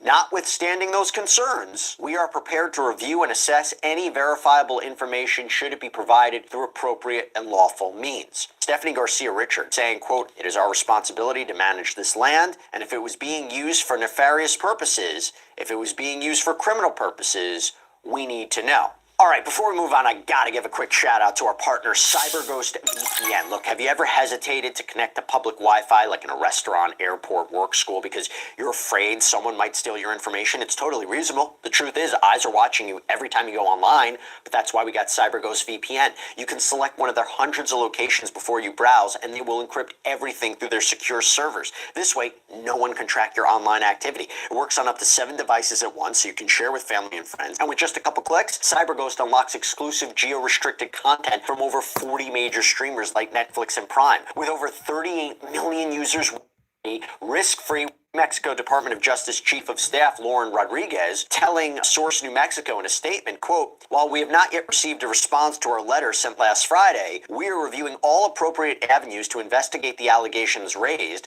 as well as any additional ones that may emerge. We also continue to engage with the Truth Commission leadership to ensure coordinated communication and meaningful participation in the ongoing fact-finding mission." I'm going to talk about the Truth Commission in a minute. Now, back to Garcia Richard. She said in an interview, while the state land office sent hundreds of pages of Zorro Ranch leasing records to the New Mexico Attorney General in 2019, Garcia Richard said, "I have a lot of frustration that we are now 7 years beyond the initial cancellation of the leases, and to my knowledge, not one member of law enforcement has investigated the ranch or state land." And in her letter to the DOJ, she added, "We are fully committed to assisting with an investigation in any way possible, including providing access to state lands adjacent to the former Zorro Ranch." So assuming, these bodies are really buried, where exactly are they buried?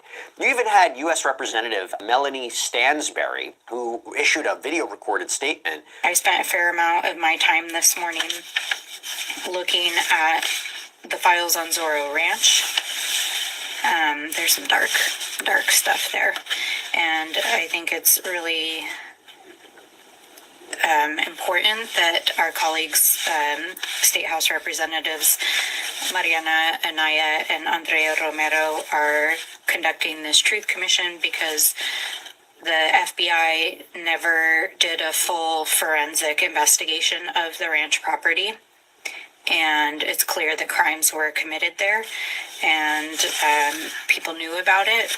There were victims who went to the FBI, who went to law enforcement, and those crimes were never followed up on, and the ranch was sold from the estate before a full investigation could be done.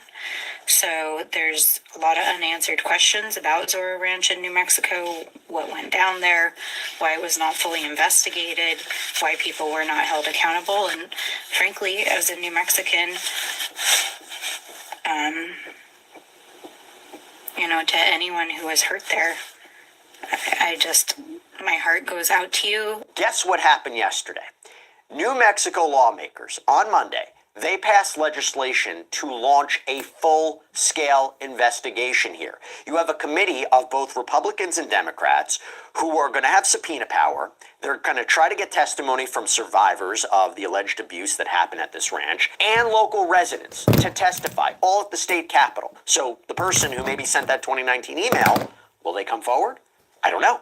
But according to Reuters, this probe is going to cost about $2.5 million, reportedly funded through a settlement between the AG's office and financial services companies for failing to address the alleged abuses at this property. And the idea is here, they want to transform the law. They want to amend the law that may have allowed Jeffrey Epstein to allegedly operate the way he's accused of operating at this property. And the preliminary findings are due in July. There's a full final report that's going to be due by year's end, and you have to wonder, is it going to include allegations about dead bodies? Representative Andrea Romero, she said that they're going to use subpoenas and public records and testimonies, quote, to put the whole story together. And in a statement following the vote to launch all this, Romero said that, quote, New Mexicans deserve to know the truth about what went on at the Zorro Ranch and who knew about it. We have heard years of allegations and rumors about Epstein's activities in New Mexico, but unfortunately, federal investigators have failed to put together an official record.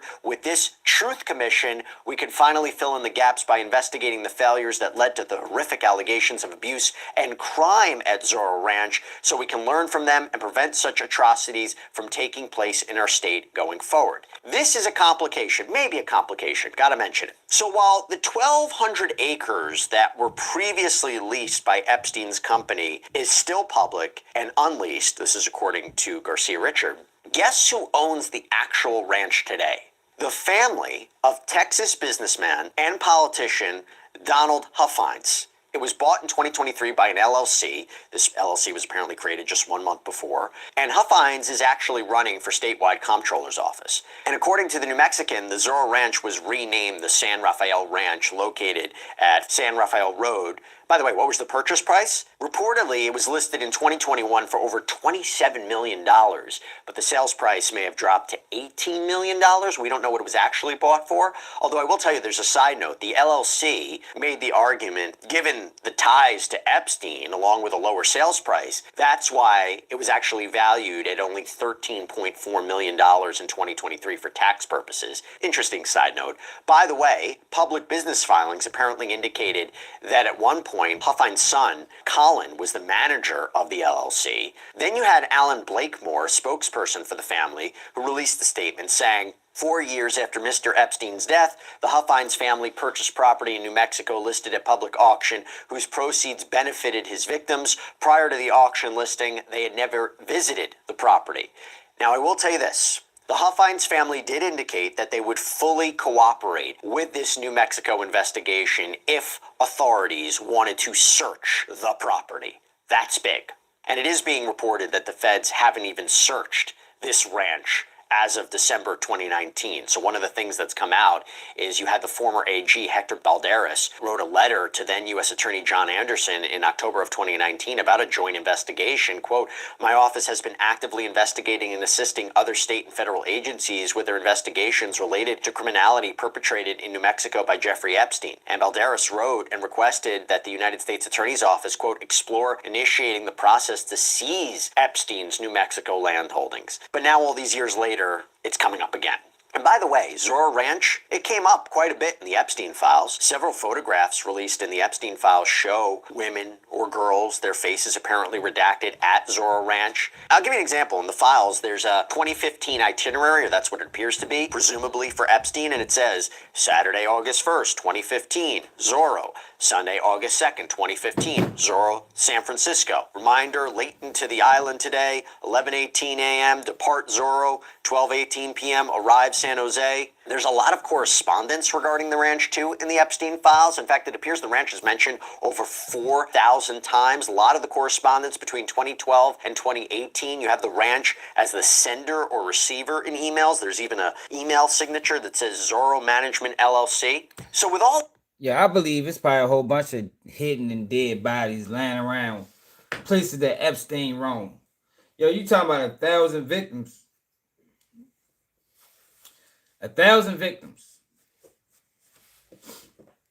Yo, we ain't saying probably but maybe 10, who spoke out.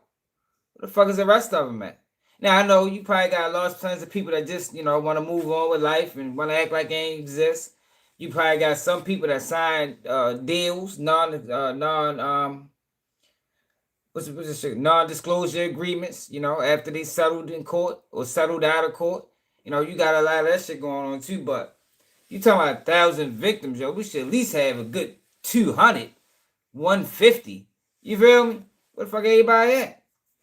I think it's some people that lost their life, yo, throughout this whole Epstein shit. And I don't think that we're ever going to get real, you know, true transparency when it comes down to it. Just because of who these people are. And, you know, their role in the economy or their role in politics. It's just sad that, yo, we choose that over, you know, victims of sexual assault, minor victims. Shit is crazy. Oh yeah, that's what I was trying to show out. They charge some white bluffing ass.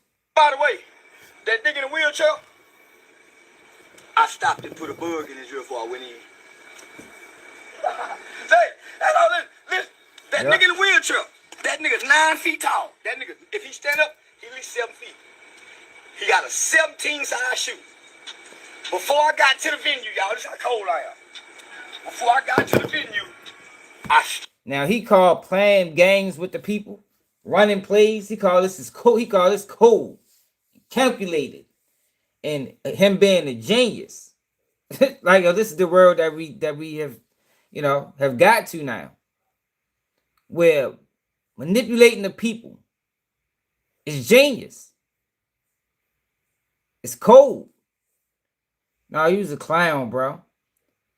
Charles White doesn't have anything valuable to add. No, he done ran out of talking points.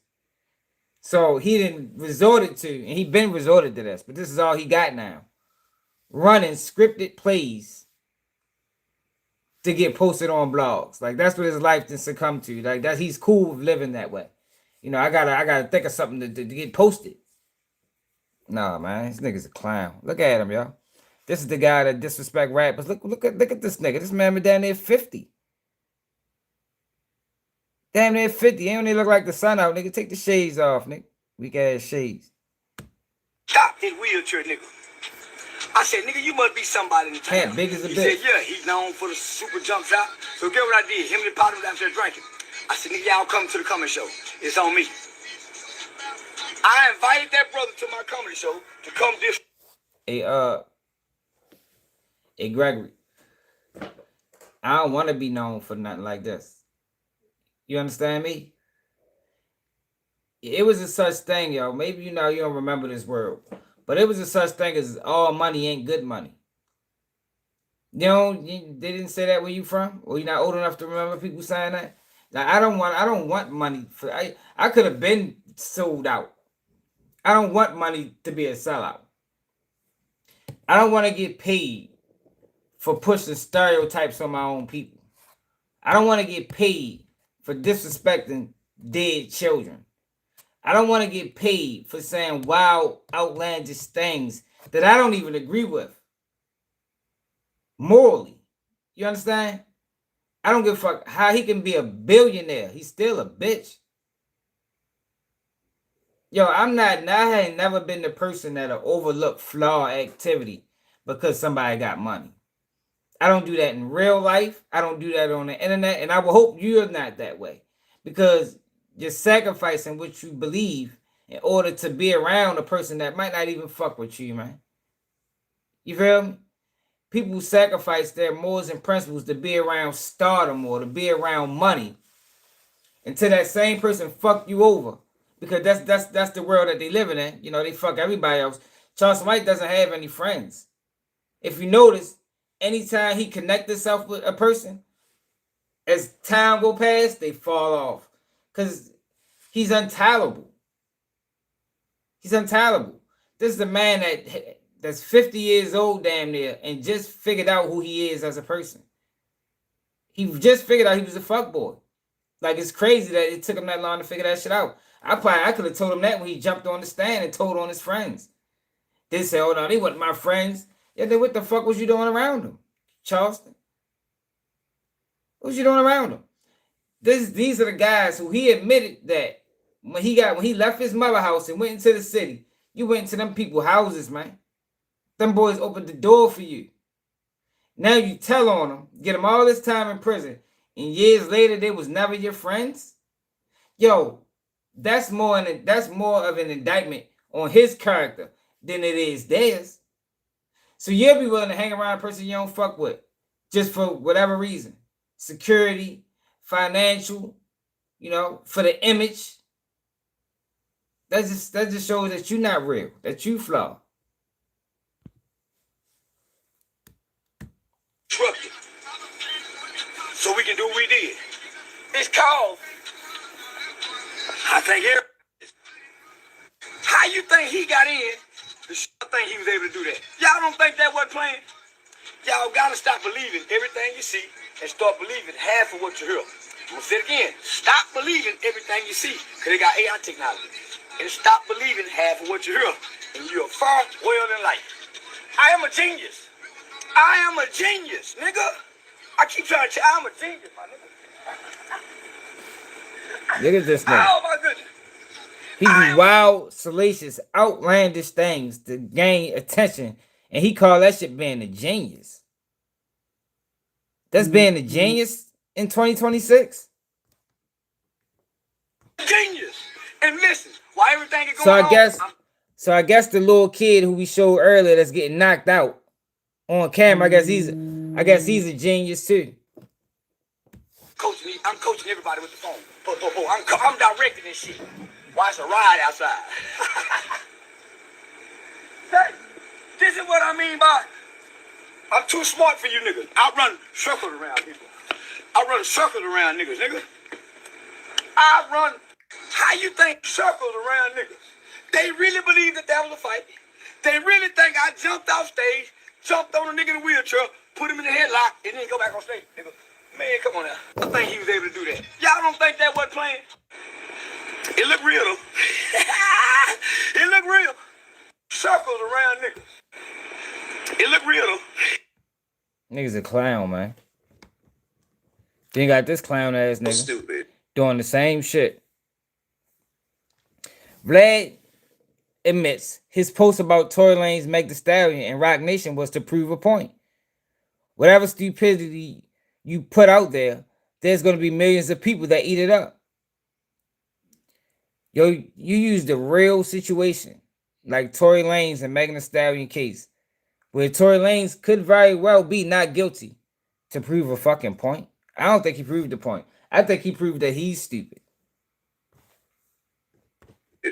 At this point, that I'm going to just do a tweet where I'm going to take every conspiracy theory around this and just list it. I guess he was a genius too, right? I got paid by Roc Nation.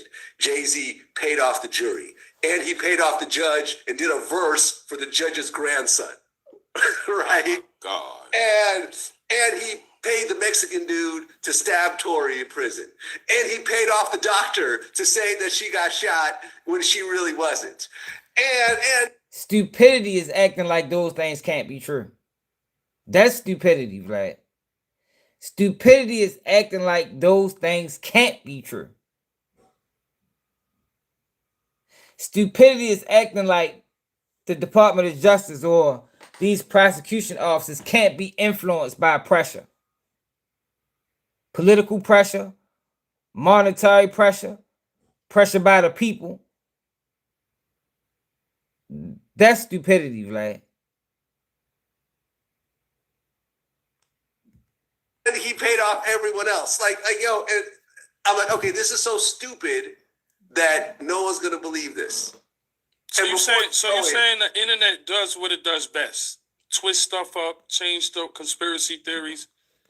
But you know why I was trolling? Because you had to know some of the. Now the Jay-Z verse was crazy, but him getting stabbed by Roc Nation and all that might be believable to some people. It might be believable. It might be believable. So you mean to tell stupid at this point that do you mean to tell me that Jay-Z, where he is in life right now, right?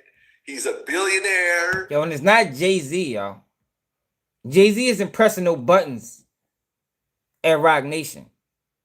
It's the fucking girl, man. It's Desiree Perez, man. Desiree Perez is who presses the buttons.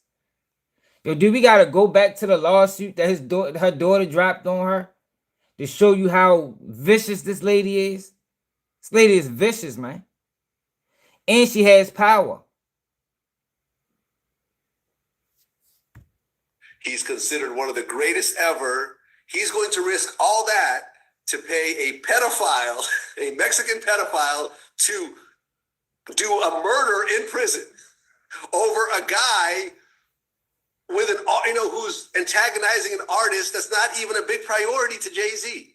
But Vlad, you're a credible. Listen, you're a credible source to the culture. Yes. So people, or like a lot of people. Who the fuck said that? Tony? I go, this is the problem. This is the issue I hate with these rapper podcasts, man. I really do have an issue with rapper. Yo, get in the booth, man. God damn.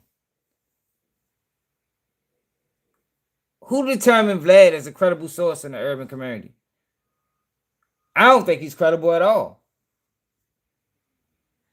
Now, if he'd have said some people, yeah, but don't stamp it like we all in agreement. Like we sat back and had a fucking press conference or a motherfucking Zoom meeting where we all sat back and talked and said, yeah, yo, Vlad is, yeah, we're going to make Vlad credible when it come down to information in our community. Yo, that never happened, Tony.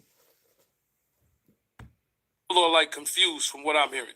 You know what I'm saying? It's a lot of it's just coming from you. So people don't know if you're hacked or you was trolling or. I was not hacked, man. I was trying to prove a point, and I proved it. That no matter whatever stupidity you put out there, there's going to be millions of people that eat it up, and I was right. No matter how stupid it is, no matter how totally unbelievable it is, there's going. Do you mean to tell me that Jay-Z, Yeah, I don't think anything he said was totally unbelievable. I don't. Yo, we living in a country we live in a world that's ran by pedophiles. Nigga, anything is believable. The fuck is you talking about, nigga? We living in a country that could be ran by pedophilia. And grown people lust for children. And you mean to tell me you don't think something like that is believable? Man, get the fuck out of here. The only thing he proved is that he's an idiot. Yo, but we've been live for 3.5 hours, yo. Make sure y'all hit that like button. Make sure y'all share the live.